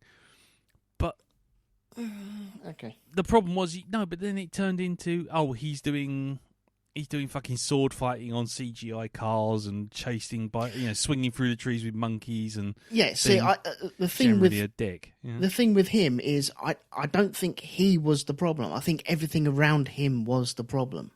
I think the fucking swinging monkeys and him swinging through the trees is utter bullshit. That film has major problems. He was not the worst part of that. I think you look at John Hurt and I think you look at Ray Winston as worse characters in that movie. Yeah, Jonesy. Jonesy, fuck off, you prat. I love John Hurt. Fucking appalling. If you Yeah. want to look at rubbing someone's nose in it, that is a film that just did it for him there. Yeah. So, yeah, I mean, I guess we're already talking about it, innit? I mean, Yeah. the film for me essentially made me sad because it did. It genuinely made me sad. I sat there, and I genuinely felt like one of those things that you see in really naff sort of daytime soaps, where someone's looking at a picture of a puppy, and then you get a little video of memory of the little puppy and the family bringing them in, and everyone's and then what they do is it cuts back to normal, and they look around the side of the picture, and the puppy is now, a 16-year-old dog, all grey muzzle, barely moving, barely breathing, and they're going to have to take it to the fucking vets. And you're thinking, I don't need to see this. I'm much happier with knowing the character and the thing as I knew it. I didn't need this, and I do not need a character assassination under the guise of, well, it makes it more relatable and realistic, gives the character depth. Well, if you want to give the character depth, get a character with depth. Because as much as I love Indiana Jones and as much as I love the first 3 movies, that character is a B-movie action star. You plonk him in an adventure, he has an adventure, he socks the bad guys in the jaw, things blow up, he gets the girl, he gets the stuff, magic shit happens at the end, and he goes back to his secret life as a professor in a museum, in a sort of college. The end. Every time. What I don't want is a character study of basically growing old in the 60s and watching someone genuinely be miserable because his wife's left him, his kid's dead, and everyone hates him. It's like, that's not an Indiana Jones movie. That's just a story about old age. I could watch any fucking movie on Channel 5 during the daytime and watch 1,000 of those. Yeah. I would have rather it been either recast or... Do you know, I think I either would have accepted it more of like a flashback and you have Harrison Ford as like a cameo looking back on it. I think I would have accepted that more than what we got here today. What's your thinking, Dal? I think I have to... Well, you see, when I first... the opening bit there where the bag comes off the head and it's like, Harrison Ford, or should I say, younger Indiana Jones. I thought, that the aging technology is quite good. And then, of course, he moved, and then things started not being so brilliant. There's even a bit in one part where they're being chased, and I'm not joking. It goes from like fit and healthy Indy to old man Harrison Ford. You could see it. It's where the light is glinting off his face, and you can see the lines in his top lip. That older people get. Yeah. It basically, he had that. Well, the worst bit is you got a 35, 40-year-old Indiana Jones face while listening to a 70-year-old's voice come out of it. Indeed, and looking at a 70-year-old's body as well that's obviously ridden too many horses because of the bow-legged look that he's got. He just looks like... It just looks like somebody who's jonesing for a Sanatogen. Yeah, pardon physically. The pun. Yeah. Pardon the pun, yes. Yeah, so... I mean, well, like I say, I just... the problem with the de-aging thing is it's a nice idea. Yeah. And okay, if you can get over the voice sounding like an 80-year-old man talking out of a 50-year-old's face, fine. Let's do that. We can live with that. I can handle that. But the problem that we have is they show you that adventure, and it's that whole action sequence. And this is going to sound really odd, but I think it gets to the heart of the problem I had with this movie beyond just the way they treated the character. Is it was too long. That whole action sequence was way too fucking long. And it was not edited. Okay, with Spielberg, When he makes an action sequence, Yeah. the action sequence might be about 5 to 10 minutes long. Some of the more spectacular ones, like the going under the truck, going around the truck, going in the truck, beating the blokes up, flying out the truck again, and all that kind of shit. Yeah. But it's practical. It's on screen. It's there. You're watching spectacular stunts. Everything's choreographed to within an inch of its life. Everything's cut perfectly. It's edited and fine crafted. The character moments are in the action as well. There's character beats. There's action beats. There's little pauses. You know, think for example when he's in the cab of the lorry in Raiders, and he's fucking knocked that. He's gone through all of those water towers and all the people on the scaffolding, and the bloke falls off the bonnet, and then Indy looks at the Nazi who's sitting right beside him, and they both have a little laugh, don't they? They go, Yeah. you know, and then all of a sudden he like punches the bloke, and then we're off to a fight again. There's a charm, there's a humour, and there's a pace, and it feels like there's something occurring, and you're there with it, and it's emotionally brings you along.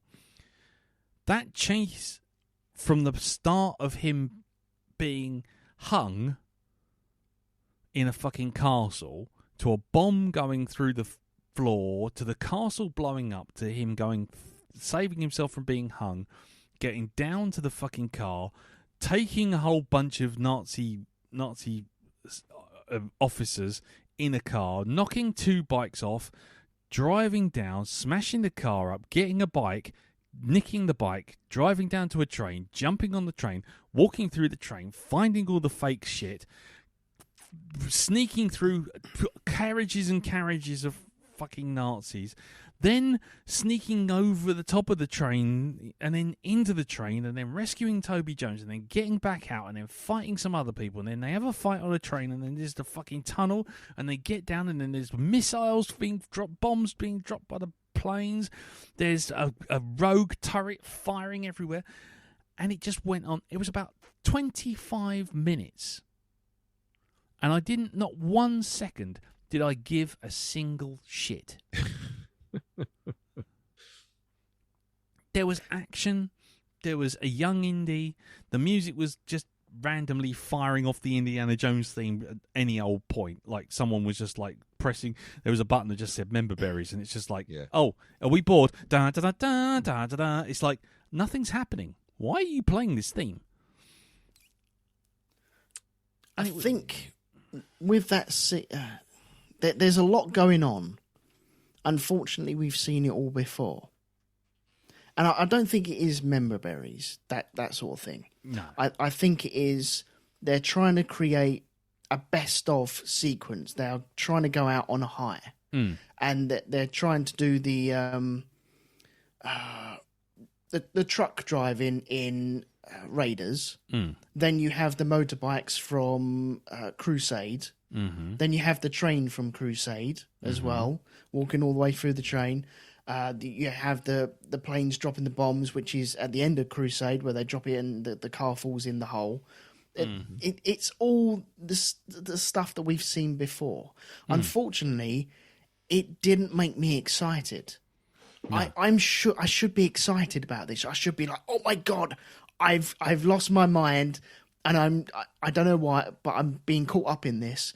At no point did I felt caught up in it. If I watch Crusade or any of the first three, I just get caught up in it. I have a fucking rip roaring time with all three of them. This, I just didn't get it. And I think some of that is to do with the de-aging stuff as well. Because they were on a train and it all felt a bit uncanny valley, and it just felt like the Polar Express. That's what it felt like to me. And the problem with that technology is it's like bleeding edge technology. You said about Jurassic Park earlier on, and it's just showing its age, and a little bit of clean up here and there and everywhere, and it'll just be perfect again. This, I think it just looks good now. 5 years' time, it's going to look well ropey. It's going to look so bad. Whereas if this was practical, all the quarter shots on vehicles. It doesn't matter who it is. And you know what I mean when I say quarter shot, don't you? So like the camera's at 11 o'clock or 10 o'clock or what's the other side? I'm trying to think. 2 o'clock. 1 or sorry. 2 o'clock. Yeah, 1 or 2 o'clock. That sort of quarter shot. And they did a lot of that through this movie.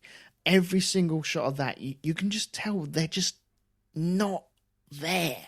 Or they are there, but not everything around them is there. The wind, the rain, the dust, the smoke, the confetti, whatever it be, it just doesn't seem to be, it's just not quite there. I would rather them actually drop real confetti than actually have CGI confetti and then have a 20-minute little thing that they can put in the Blu-ray saying, actually, we made this, it was all in CG. Really? No shit. Didn't guess that. What a load of bollocks. What a waste of time. Yeah. But none of that first sequence had me excited.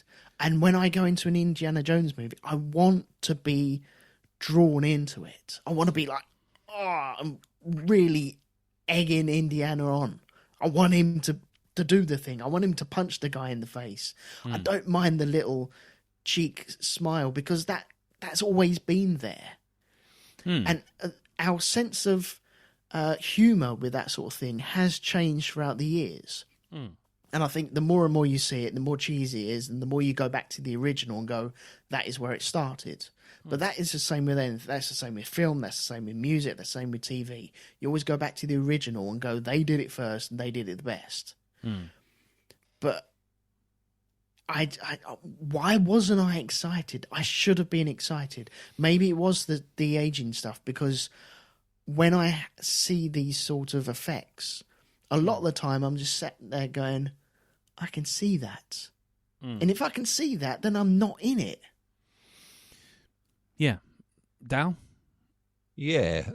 I've got a question, right, about that early sequence. Now, of course, we are talking spoilers, right, with this. So if you're listening, you don't want to know. Spoilers, but if you run away. But I've got a question to ask. How the fucking hell did Mads Mikkelsen's character survive being clocked at fucking 80 miles an hour by a fucking sign or whatever it was? It was a bell. It was a bell. Right. Yeah. Well, see, that kind of goes into Elton's point. Why are you sitting there questioning that? Why are you sitting there not being excited by the train action? And part of the problem is, well, a lot of the problem, is the way they filmed it, right? Okay. Now, do you remember back in the old days of the Black Dog where I took the piss out of Fellowship of the Ring because what they did was get a camera, stick it on a string, spin it around following 1,000 CGI crows, go down into a valley, go through the Mines of Moria, come up the other side, goes round across some valleys, he goes round and round the tower, goes spinning up and up at the tower, and it finally gets to fucking Christopher Lee at the top, and he just goes, excellent, or something like that. And you just think, what the fuck was that all about? Yeah. And your brain goes, that's pointless. That is an utterly pointless shot. That's an utterly, it might look nice as a still frame on your phone, but it's not something you give two shits about. And the reason is because your brain automatically knows there is no fucking way on earth there is some poor sod on a helicopter or on a drone flying an IMAX camera down through a valley, up through a fucking hills, through a mine, underneath some crows, and up a tower, straight into fucking Christopher Lee's nose, just so he can expertly time the excellent. And the same goes with this. You're seeing an obviously fake train in the dark, in the rain, in the smoke. Everything's obscured, everything's covered, and it's done because with CG you can do that. Now, it goes back to the old thing, of goes back to the old days of CG, that when you used CG, the way you make it look real is just stick a lens flare in there. You know, not talking Star Trek lens flare. I'm talking about way back in the 90s. Stick a lens flare in there. You'd always see CGI with a fucking lens flare on it. And the reason was because that was in a camera lens. But what people didn't realise was that if you were a real cameraman with a real camera, the last thing you fucking wanted was a lens flare. Yeah. Yeah. So you wouldn't have a lens flare. You'd steer it away. But the problem was, everyone goes, oh, yeah, that makes it look so real because it has a lens flare in it. And the same goes for this. It's like you're on a train. Yeah. Now, look at the train scene at the beginning of Last Crusade. Mm-hmm. It's a steam train. Right, fine. But you never see steam covering the action. Why? Because they've got a camera on the roof of that fucking train, bolted to the roof of the train, and they don't want the train's steam to go in front of the camera. So they don't have it. They just pull the train along and film the action. So there's already an unreality to it. But now, we can do with volumetrics, we can make steam. And it's like, right, okay, but you don't need it. Why are you doing it? Because it'll make it look more real. No, it makes it look less real because your brain is automatically fixing the point that there should be a camera on here. And they wouldn't have smoke and steam and rain and all that sort of stuff. Fucking Blade Runner. Blade Runner's nothing but 100% rain everywhere. But at no point do you see raindrops landing on the fucking lens of the camera. Do you know what I mean? So it's the same thing. And so again, when you got Mads Mikkelsen literally getting 80 mile an hour metal bell smacked to his fucking head, if it was done for real, or if it was done in a way that was filmed, you'd actually see something like, you get a close-up shot of just before it impacts his head, you'd hear a ding, and you wouldn't see him fly off. You just hear a ding, and that'd be it. And because you didn't, it's the comic thing, because you didn't see the body, because you didn't see what happened, you would just go, ooh, he got hit, but is he dead? Filmmaking, we don't know, but we can probably guess. Whereas in this one, he's a CGI ragdoll, and he literally gets propelled 50 feet into the air and down the fucking track. Yeah. And you just go, that man's dead. Well, you look at it and go, it's not real. Exactly. The same with Indiana Jones running across the top of the train. None of that, I don't think, was real. I don't think they had a real train, and I don't think they had Harrison Ford running across the roof. No. Correct me if I'm wrong, but I don't think that happened. No. But the point is, I mean, I'm just very acutely aware of the time at the moment, but because otherwise we're going to roll on. Actually, I might shorten down how's our week and just keep going. But the problem is with all of it is because they want to churn it out, because they want to get it out as quick as possible, because they want to use Harrison Ford, they are throwing so much CG at it. They're missing one of the key elements of the original indie movies, which is they were practical, they were B movies, they were stunts. That was part of the fun. Mm-hmm. The sound effects were overdone, in the old ones. Ben Burt basically hitting a car door with a 12-pound mallet for every punch. When you watch the old indies, it's like. In this one, I don't think Indy punches anyone.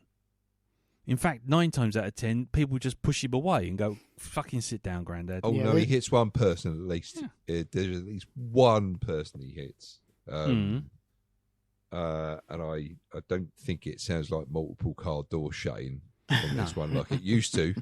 No. It's more of one of those sort of like, Stena stair lifts sort of slowly coming to a halt. That's what it sounds like now. But do you want to know the bit where I finally checked out?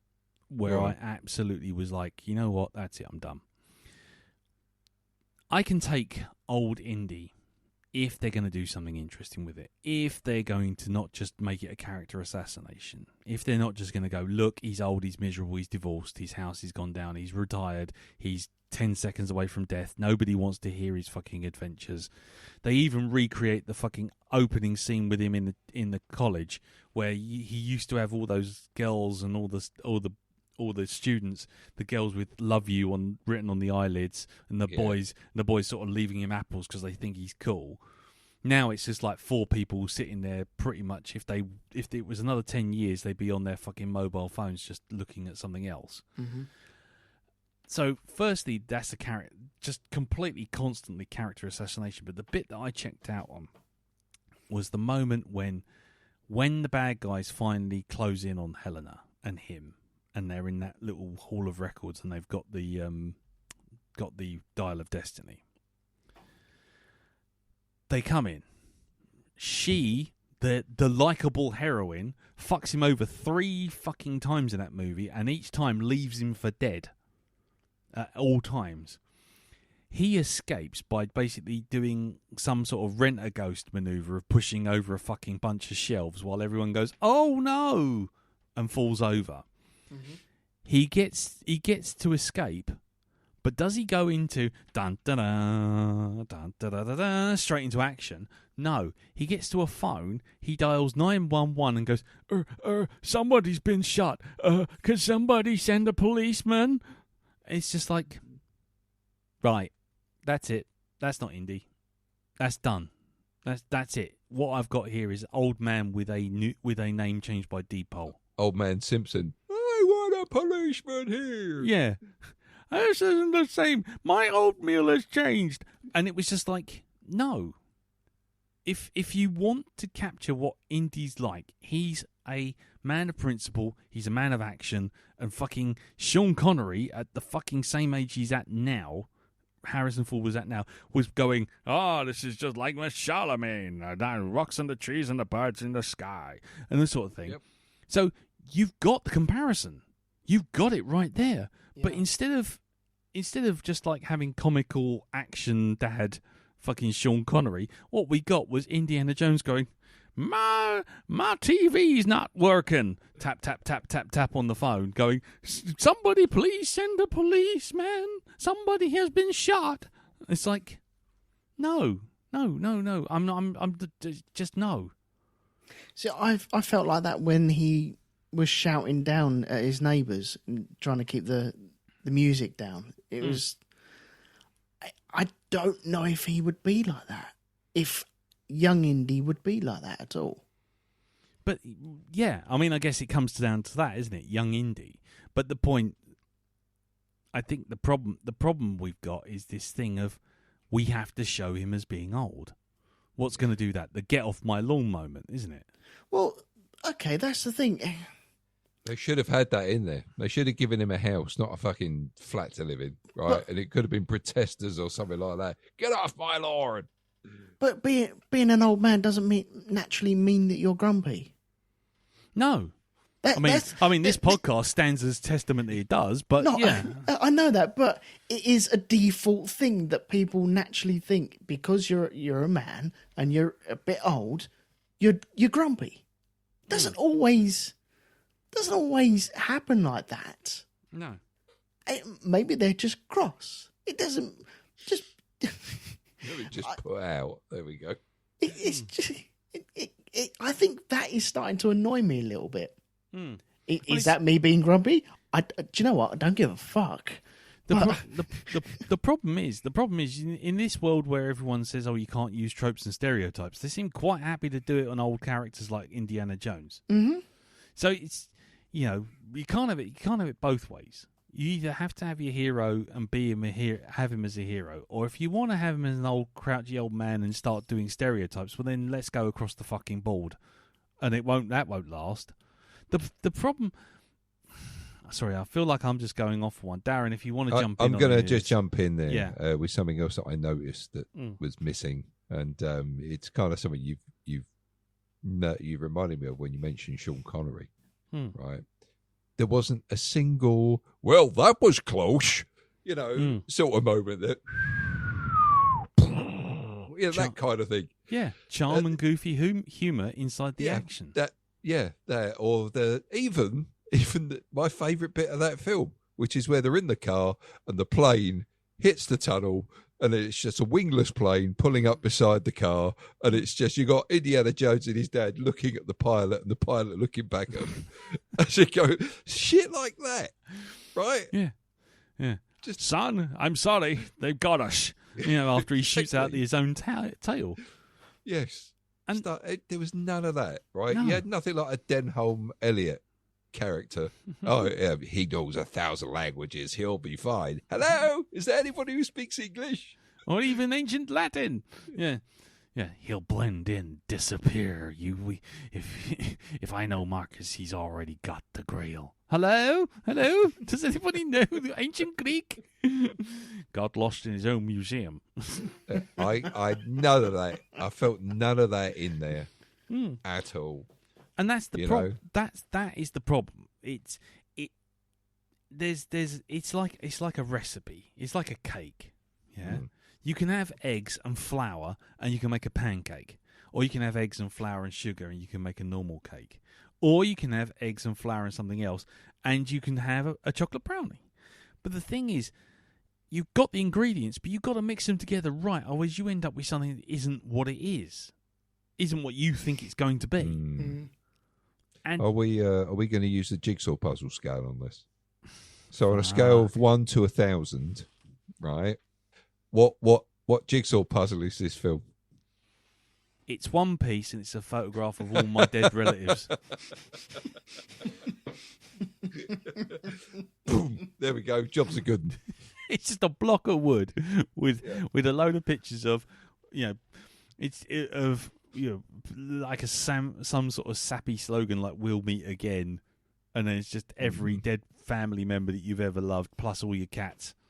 I mean, this is a 4-piece one with Spot the dog on it. It's a 2-piece one where one piece is the outside edges and the second piece is just the inside bit, and the inside bit is the inside bit's a circle. It's just like blop. I mean, getting away from the character assassination of Indy for 1 second and getting into the other characters. Were we supposed to take it that Helena was the cool, smart, wicked character? Were we supposed to engage with her? Do you think? Not whether or not you did, it's just, do you think we were supposed to? I think we were supposed to. By the end of it, at least. I think the problem with it, though, is that there was no chance of Indiana Jones copping off with her because of the relationship and the age gap. I don't think that was the problem. No, but you go with it. Go on. But on these, you have the romance. See, this film had no romance as well. That is what it was missing as well. It normally has a bit of romance there, just to. That's like the B plot or the C plot or whatever it is, but it's there, it's entwined in everything because you have like the romance and, oh my God, he's Indy, he's so romantic and isn't he rugged? There was none of this ruggedness or anything like that. You didn't have the love attraction or anything like that. In the last one, you had Karen Allen there, and that was kind of the love interest, and you kind of, okay, you understand that. In the one before, that blonde German lady. How do you know she was a Nazi? She talks in her sleep. Well, it was that. It's like, okay, yeah, you can pass for that. That's fine. That works. And I think with Sean Connery, that works as well. And there was that little bit of romance, wasn't it? This one, you couldn't have that. No, I mean, I don't think I really wanted to see Harrison Ford bumping uglies with Phoebe Waller-Bridge, to be perfectly honest. No, I'm not saying that, but it's missing that. Well, I mean, it does. I go one further. I mean, I think when you say romance, I think not only is it the sort of straightforward physical, romantic element, but I think that kind of whimsical fantasy romance that kind of runs throughout the first 3 movies of just kind of like that romantic notion of, other countries being far away and what mystical adventures will we find, and the music kind of sweeps you along, and it's kind of like a sort of part adventure movie, boy's own adventure kind of, gee golly weekies, let's go find the treasure sort of thing. And then on the other hand, it's also this kind of mad travel log of look at all these wonderful locations. But normally you would have, if the characters got too old, then you would pass it down to the younger character, so it would work. It would make sense. And you had Helena looking at one of the sailors on the boat, and you thought, okay, something. But it was way too late into the film to even think about doing anything like that. So unfortunately, it wasn't there. There was nothing like that. And yeah, I think we're supposed to look at Helena and think, okay, cool. Yeah, she can carry it. I don't think she'd carry a movie. No. Not like Can this. I just ask a question as well? You do notice that this film had something in common with the very first Indiana Jones film. Title credits? No. Music. If Indy had just stayed the fuck out of it, it wouldn't have mattered. The outcome would have been the same. Well, in Raiders of the Lost Ark. hang on. Don't pull that trigger on Raiders. I've had words on the internet. Okay. So what would have been different in Raiders without Indy's input? The into Nazis would have found the Ark before anyone even knew what it was, and they would have taken it straight to Berlin. Right. So that probably would have, the only difference being then it would have ended the war. No, because it wouldn't. No, it had wouldn't. they opened it. No, it wouldn't, because they would have tested it in Berlin in a testing area, which is what they did over here. But they had to go to an island because India had been scuppering them all the way and blew up their plane. Because of that, that plane, they would have flown to Berlin, they would have tested it, they would have killed a dozen North people in the testing area. Then someone else who'd survived the thing would have gone, Mein Führer, look what happened. Oh, by the way, the only one who didn't die had his eyes closed. Next thing you know, 1,000 years of Nazis stomping across, opening up the Ark randomly, or dropping it in the middle of a city and just pulling open the lid and just letting it fucking rip. If Indy hadn't blown up the plane, if he hadn't blown up the plane, if he hadn't transported it by the boat, and therefore forced them to test it on the nearest island because they were already behind schedule, which Tote actually mentions, and if he hadn't got the headpiece of the Staff of Ra, they would have found it quicker. They would have found it before and if he hadn't got involved and told the CIA what it fucking was in the first place, he wouldn't have even gone. So the CIA didn't even know what they were looking for. So the Nazis would have found it faster. Marion would be dead. It would be in Berlin, and before he had even finished his fucking apple that he was given by the kids, the Nazi would already have the Ark. But then it would have stopped this film from being made as well. So, That's silver the power. linings. Yeah, silver linings. Yeah, but would it have made a difference had Indy been involved in this? Considering that the whole sort of like time travel element of this had been rigged by Archimedes to be a stacked deck. Yeah. Okay, so how is Indy? I don't understand it. Well, they were going to So go if you to take this. Indy out of this, what, they still end up time traveling backwards? Yeah, They still go to the same place because they only Archimedes set it up so that the only fissure in time that they would spot is the one that they went through. So it doesn't matter about continental drift or anything like that, because that was a load of old rubbish, because it was just this one portal that it was going for. But okay, so what about that sundial that he melted out of the wax? That They was to found find that? it. No, they wouldn't have found that. That would so would they have found that? So so you need Indy for that. That one thing. I mean, to be quite honest, the whole Indy affects nothing kind of thing. Again, it's one of those. If he didn't get involved, all of this shit would have happened a lot sooner, and we have no idea how it would have turned out. I mean, if he had turned up with the fucking, if Fowler and the Nazis had turned up in a bomber, and started wiping out the Romans and the fucking Greeks, who knows what they would have done. But they didn't get the chance. But I've got to say, and this is just going off that track for a second because you've just suddenly reminded me of something. Yeah. Do you think that whole ending was refilmed because the person in the grave was Indy? The reason I say this... It's very interesting. The reason I say this is there's a bit when old Monobrow, the Monobrow kleptomaniac, he nicks Indy's watch, and Indy makes a very big song and dance of it, of going, "That's my watch. That's my father's watch." Yeah. Yeah. Mm-hmm. And there's a whole hoo-ha about the watch, and then the kid gives the watch back and he puts it on. And then what they do is they find the grave, which they think is Archimedes himself, holding on to the dials. And then what they do is you see it focuses in on the watch. Mm-hmm. But then, for no discernible reason whatsoever, once they're flying off in the Wellington bomber or the fucking whatever bomber it was, they're flying off in that bomber to the Time Fisher, and you see the Nazis all getting dressed up. Yep. Yeah. There's a scene which is just completely CG except for poor old Mads Mikkelsen literally slapping a watch on. And there's a big thing of it slapping a watch on. And then next thing you see, there's a scene, again, just a green screen of Archimedes dude picking up a watch off of Mads Mikkelsen. Yeah.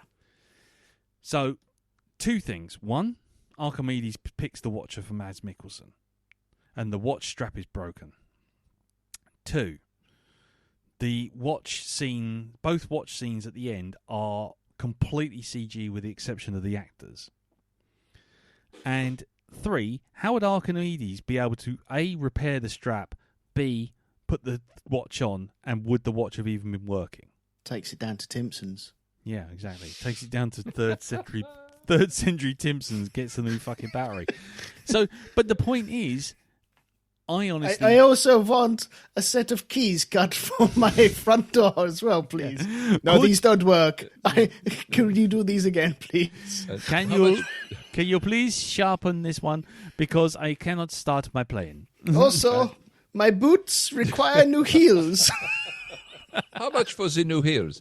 What? But that is more expensive than the boots themselves. How does that work? But it doesn't. I mean, it doesn't make any sense. Are you working in conjunction with the shoemakers? Is this a false economy? What if I get two sets of keys cut? What if I pay cash? If you catch my drift. Do you do same day, or do I have to come back into 24 hours? 20 minutes. Okay, that's enough for me to pop round the shops and get my local groceries. I'm not kidding here. I'm not kidding. I literally live around the corner. If you do not do this right, I will be right back. I'm here to buy some shoelaces too. I have a pair of boots. Now then, what sort of laces do I need for these, and how long? What do you call those little woggly things on the end of the laces? I've never understood. What are they called? Could you cut this key, please? Oh, we don't have that shape. Oh, okay. Where can I get this cut? You have to phone up the locksmiths and get them to change it themselves. Oh, okay. Fine. Oh, that is disappointing. Could I have 3 air fresheners instead, then, please? Do you sell insoles? Do you have those things which are like a little elastic bands that you stick on your belt that you can attach to your keys and they zip your keys back? So I am always forgetting them. I'm here for a key fob.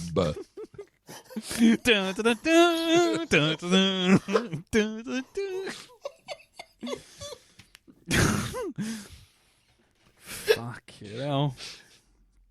I'm here to pick a key ring. Ah, look, it's one with a smiley face. I will have this one. This is me. It's me. Look, see, this is me. This speaks to me. This speaks to my inner child. Yeah. This is fun. I like this one. Look at the lovely colors.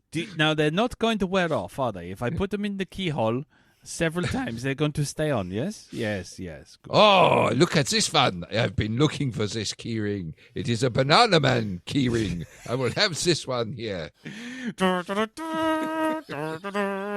Do Do you do Scotch Guard? Why is the suede brush made of metal? Du, du, du, du.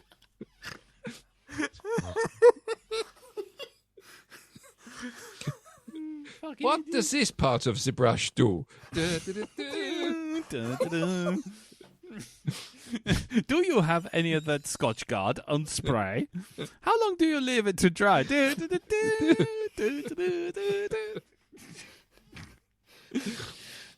Excuse me, young man. I have a trophy that I'd like engraved, if you don't mind. He says, world's best bowler.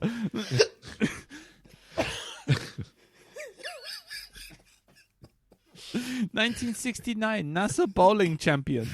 3 strikes in a row. For many years, I have held this trophy from school. It is very special. What would you like printed on it? Let's see now. I tell you what. Yes. First, 3-legged race. Egg and spoon. Best dad in the world. Sports Day.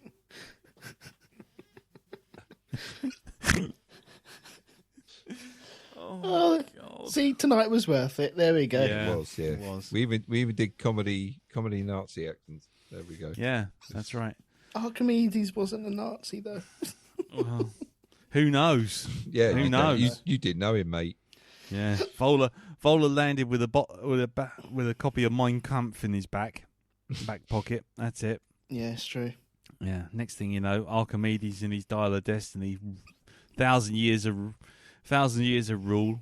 Yeah, he's off.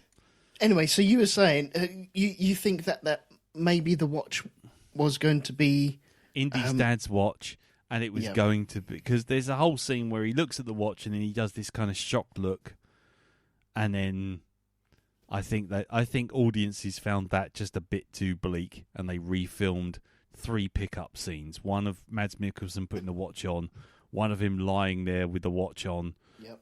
very prominently, and then one with Archimedes picking the watch up because the strap's broken. But the strap isn't broken in the crypt, and the person is clearly wearing it. Yeah. You know, so yeah. But I don't know why that's even relevant, to be perfectly honest, because the rest of the film is absolute dog shit. Well, it would have been Indy laying in that crypt then, wouldn't it? Yes. Yeah. Yeah. But Which would have been a better finish of the movie. well, it would have made more sense, because that's it, you know, because that's the whole line from Belloc in the first, you know, this watch, got it for a couple of quid off the market stall, but bury it in the earth, leave it 1,000 years, and then people like you and yeah. I will come and look for it, you know, leave it in the water, and we will kill over it, we'll fight over it. And Indy would have ended up in a museum. Exactly. He belongs in a museum. So do you, yeah. And that's the problem, you see, there's so much that you could do with the mythology rather than just pointing at it and going, I drank the blood of Kali. And it's like, yeah, and so what? Yeah. Because the problem is that if you start invoking the mythology and, you know, I was brainwashed by voodoo and all this sort of thing, and then you have Indy go, I don't believe in magic. It's like, yeah. Didn't Yeah. mention that he drank out of the Holy Grail, though, did he? I think No. that would have been your first port of call of boasts. Yeah, I was going to say, yeah, I'm fairly sure that would be on right at the top of my list, right behind winning a tenner on the lottery. Yeah. I got magic numbers, you know. I drank blood. And I drank out the cup of Christ. Oh, Yeah. fuck. Dow, what have you What? done? What? Well, that was fixed. Anyway, carry on. So, I mean, okay. We are getting on in terms of time. I mean, Okay. we probably don't want to rattle on too much more. But I would just wrap my feelings of it up in unnecessary character assassination of old heroes is no longer even interesting. If you're going to do that with a character with depth and do that with a character with some, some life in him. Don't just take a golly winkers adventurer.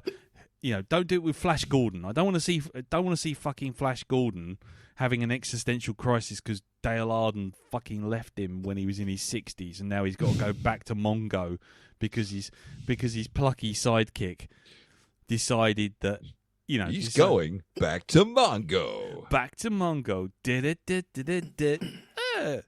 I mean, I don't want to see this kind of thing anymore. I'm fed up with it. I'm fed up with this kind of pull in the old demographic, pull in the fans, kick the character to the ground. Here's the new character, this one instead while we sausage meat out the next 400 fucking episodes.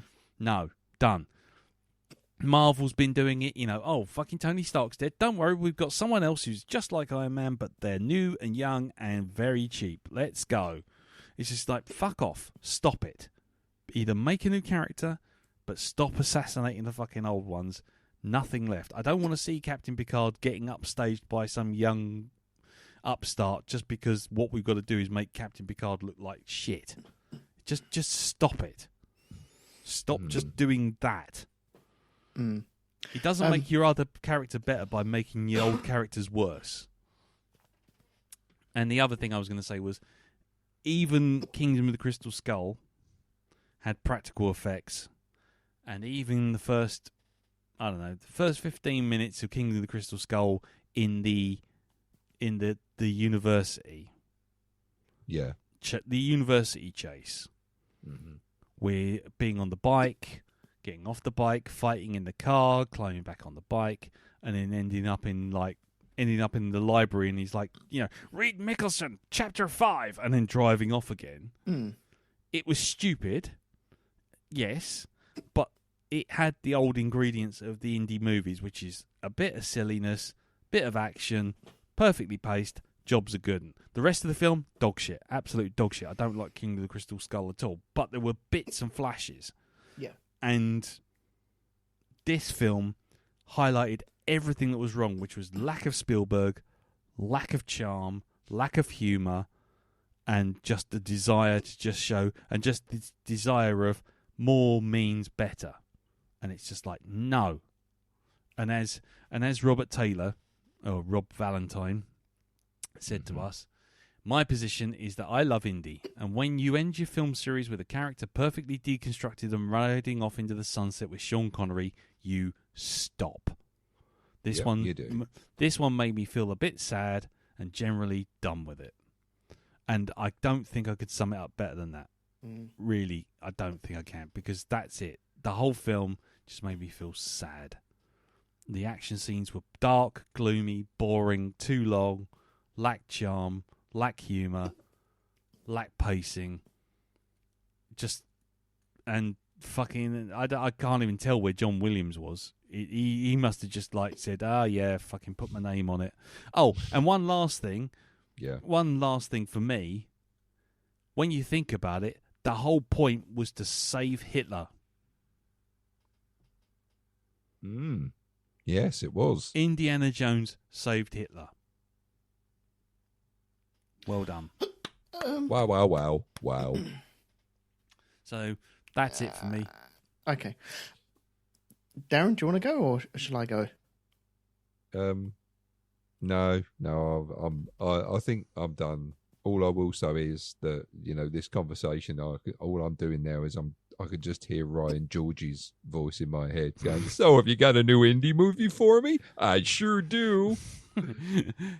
I was thinking what we'll do is not have Indiana Jones in the movie, but just some old guy. Oh, wow. Old guys are tight. Anyway, go on in, Elton. Okay. I don't agree with you saying that Harrison Ford or Indy saved Hitler. I think it was more about not changing stuff. Yeah, I was just being provocative, to be honest. But yeah, go on. I know. Matt Mikkelsen, loved him in it. I thought he was really, really good in it. I thought he worked really, really well. I thought he was a good Indiana Jones bad guy. Sorry, I've got hiccups now. We know. It's okay. yeah, You've been going sorry. for about the last 10 minutes. It's I fine. know. I can't shake him. I can't shake him. Sorry. Oh, God.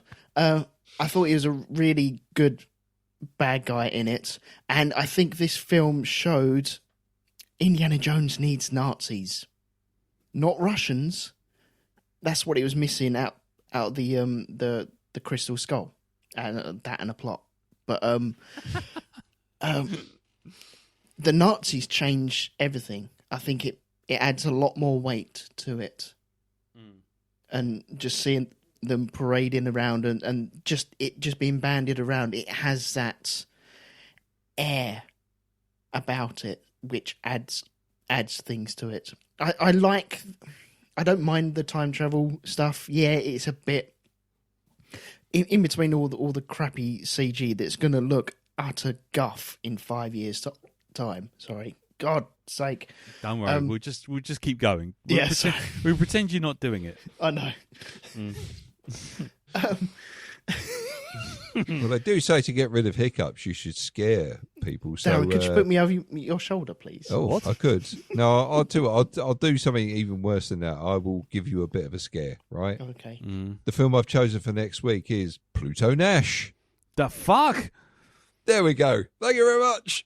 That's cured my hiccups. It ain't cured fucking his. He don't even know what Pluto Nash is. I don't know what that is. Oh Sorry my if you god! shit yourself, but yeah, there we go. Uh, I'll send it over to you now, Owen. You can have a quick watch. Then Okay. you'll see. All right? Cheers, The man. Adventures of Pluto Nash. There we go. Thank you very much. Yeah, the last third I quite enjoyed when it slowed down, when they were crawling through all the tight rot spaces and then getting into the plane and having that adventure. I really enjoyed that, actually. That was when the film picked up. But the stuff before it, I was bored. It didn't have me enthralled. It didn't have me excited. I'm a bit disappointed with this movie. If I see it again, I think it'll be too soon at the moment.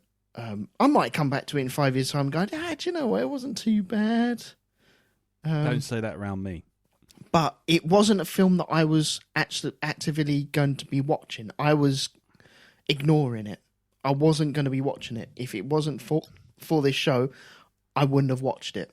You're welcome. So thank you very much for that. It was one that I was just going to... I might catch at a later date. I did the same thing with Crystal Skull. But Yeah. Well, for what it's worth, I wouldn't have done it either if someone had picked a film which we were actually able to get hold of. Oi! Excuse me, that was a fucking rug pull. That was.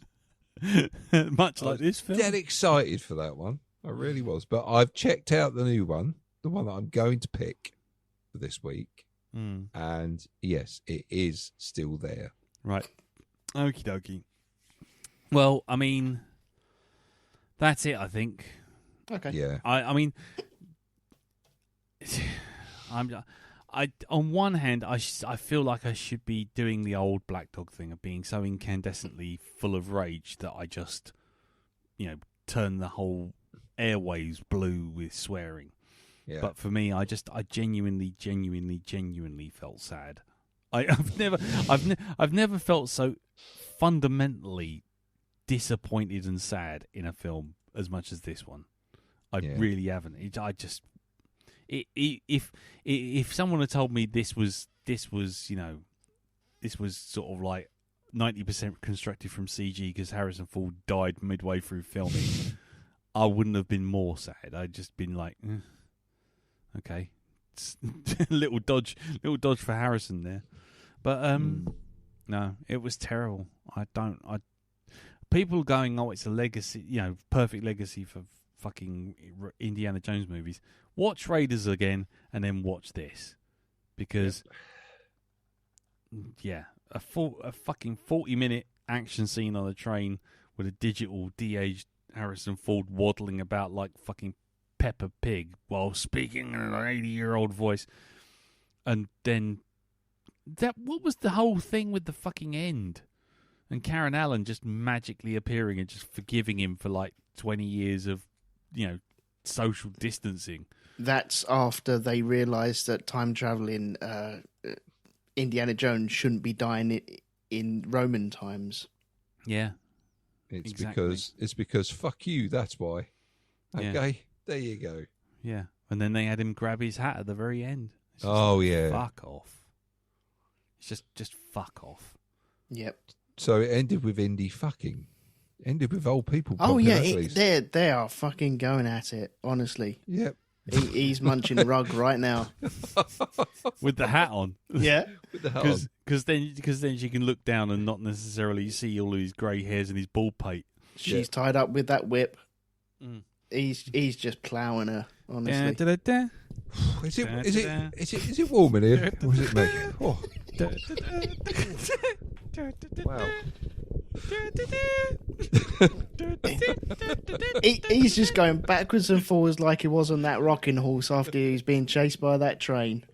It just honestly, just backwards I'll tell and you, forwards, backwards and forwards. It's Dun, the oldest dun, dun, swinger in dun. town, isn't it? That's what it is. Da, da, da. When it takes you all night to do what you used to do all night. Yep. It's the oldest swinger in town.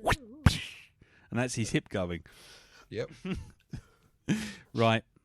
Fuck this movie. Seriously, fuck it. Yeah. So, I'm done. If anybody has any feedback on this film, if anyone was foolish enough to watch this film and still feels like they want to relive old horrors or stand and defend it in front of the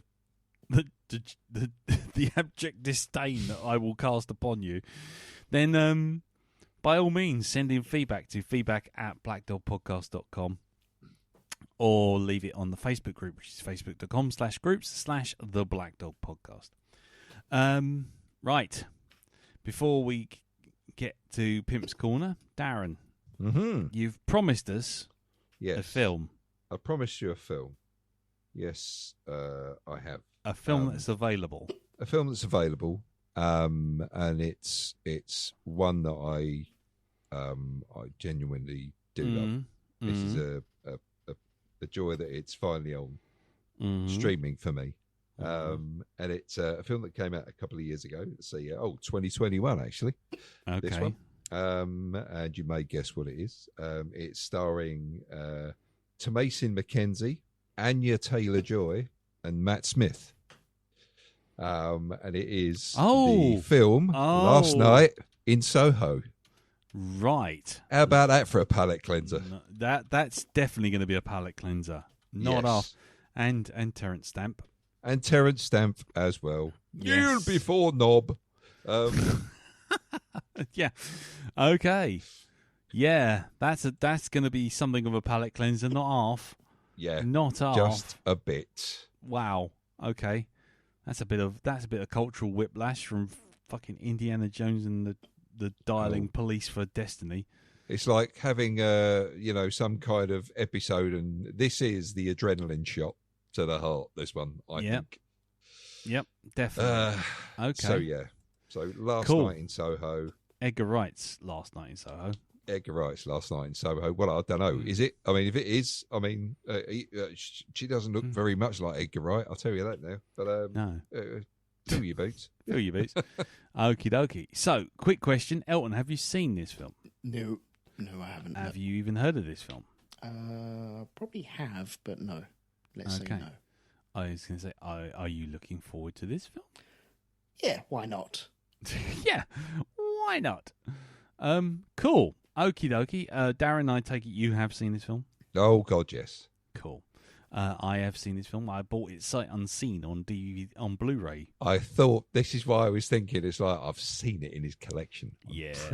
pretty sure he's got this one. Nice. Okay, well, we're off to crazy land with Last Night in Soho. Edgar Wright's Last Indeed. Night in Soho.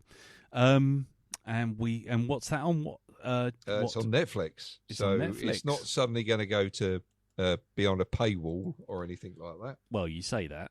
Well, yeah. Yeah. Well, that's cool though. Nice, good choice, sir. Indeed. I stumbled over that by accident. If you see the actual poster for it on Netflix, I don't think it's the same one that they. No, it's just a picture of Matt Smith smirking over his shoulder. So it's Cool. like, right. look what's just turned up. Yes. in future, if films get knocked off and so we can't watch it, we have to go back and watch Indiana Jones again. Oh, Which one? No, that one again. We just have to do it again. Oh, fuck you. All right, then. Okay, challenge accepted. what? You can... Be careful, Darren. Challenge accepted. If ever a film disappears off of streaming and we can't view it, then we go back and watch Dial of Destiny. And you know what? Who's we? What's this Wii shit? Yeah, what is that? What is that? The Nintendo Wii? Is that the Wii you're referring to? Is it? Yeah. Oh no, I even I can't really stomach that. I don't know. We'll have to pick. What we'll have to do is we'll just have to pick the letter on that the missing film started with, and then just go to the first thing that has that letter in Netflix. Yeah, fuck it. Why not? Just type. Yeah. So if we couldn't find Vikings, we just have to go into Netflix and hit the letter V and see what is the first film that Virgin appears. Suicides. Or what you could Is it? do. Oh no, I'm just guessing. What we could do is we could type in the actual name of a film we know that it's not on, which streaming service is not on, and just see what it recommends.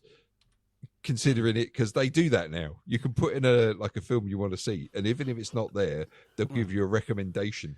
Well, here we go. So if I type in, say we did this rule, Yeah. and we pressed, and I just went in and just typed. Please V. let it be Richard Chamberlain and King Solomon's Mines. No, There we go. if I pressed V, if I just press V to see what it was, the first film that comes up is a soap bittersweet drama called Virgin River.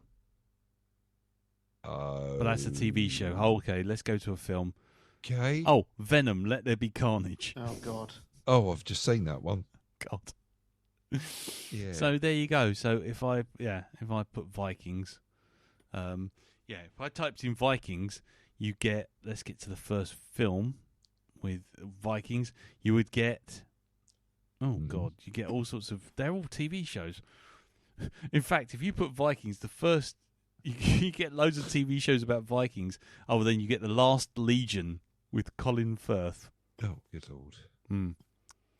So there you go. Or Peaky Blinders, bizarrely, or Warcraft. Don't ask me. Anyway, moving on. Let's not worry about that. So, yes, we will be back for The Last Night in Soho, madam. Ironically, I'm going for a drink in Soho on Monday. So, yeah. Anyway, so, yes. So if you got any feedback for that, or Indiana Jones and the Zimmer Frame of Destiny, or anything else that we've discussed, by all means, send it into the usual channels. You know the routes by now. And finally, before we go, it's time to head over to Pimp's Corner. Now, obviously, Jim's not here, so just go over to hypnagoria.com and check out all of his latest episodes. He's probably put up about 60 just while we were just talking now. But Elton, what's going on over at Rogue 2? At the moment, I'm still playing The Long Dark and dropping up episodes onto the YouTube channel over there. So you can either go to rogue2media.com and there'll be like a little square with The Long Dark, and you can click on that and that'll take you to the YouTube page. Or you can just go to YouTube and type in Rogue 2 Media, and then you'll find the playlist of The Long Dark there. It's just me being chased by wolves. And, yeah, there you go. No, you didn't even need to see the Vikings. That's exactly it. Oh, there you go. That's it in a nutshell. I will be surprised if it is actually you personally Being chased by being wolves. chased by wolves. Help me! Help me! It's half an hour of that every episode. I Lord wouldn't last Jesus. too long. Some of it is actually, yes, yeah. Some of it is. Anyway. There's a bit where I try to shoot a bear with a revolver using a car. What? Yes, yeah. Nice. Why would you?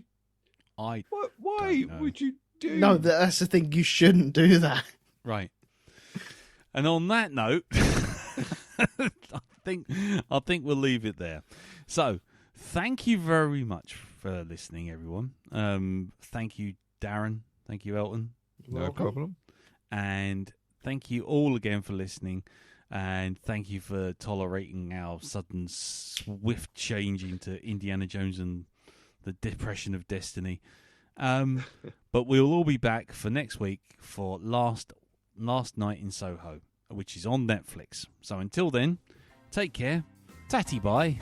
Bye-bye. Ta-da.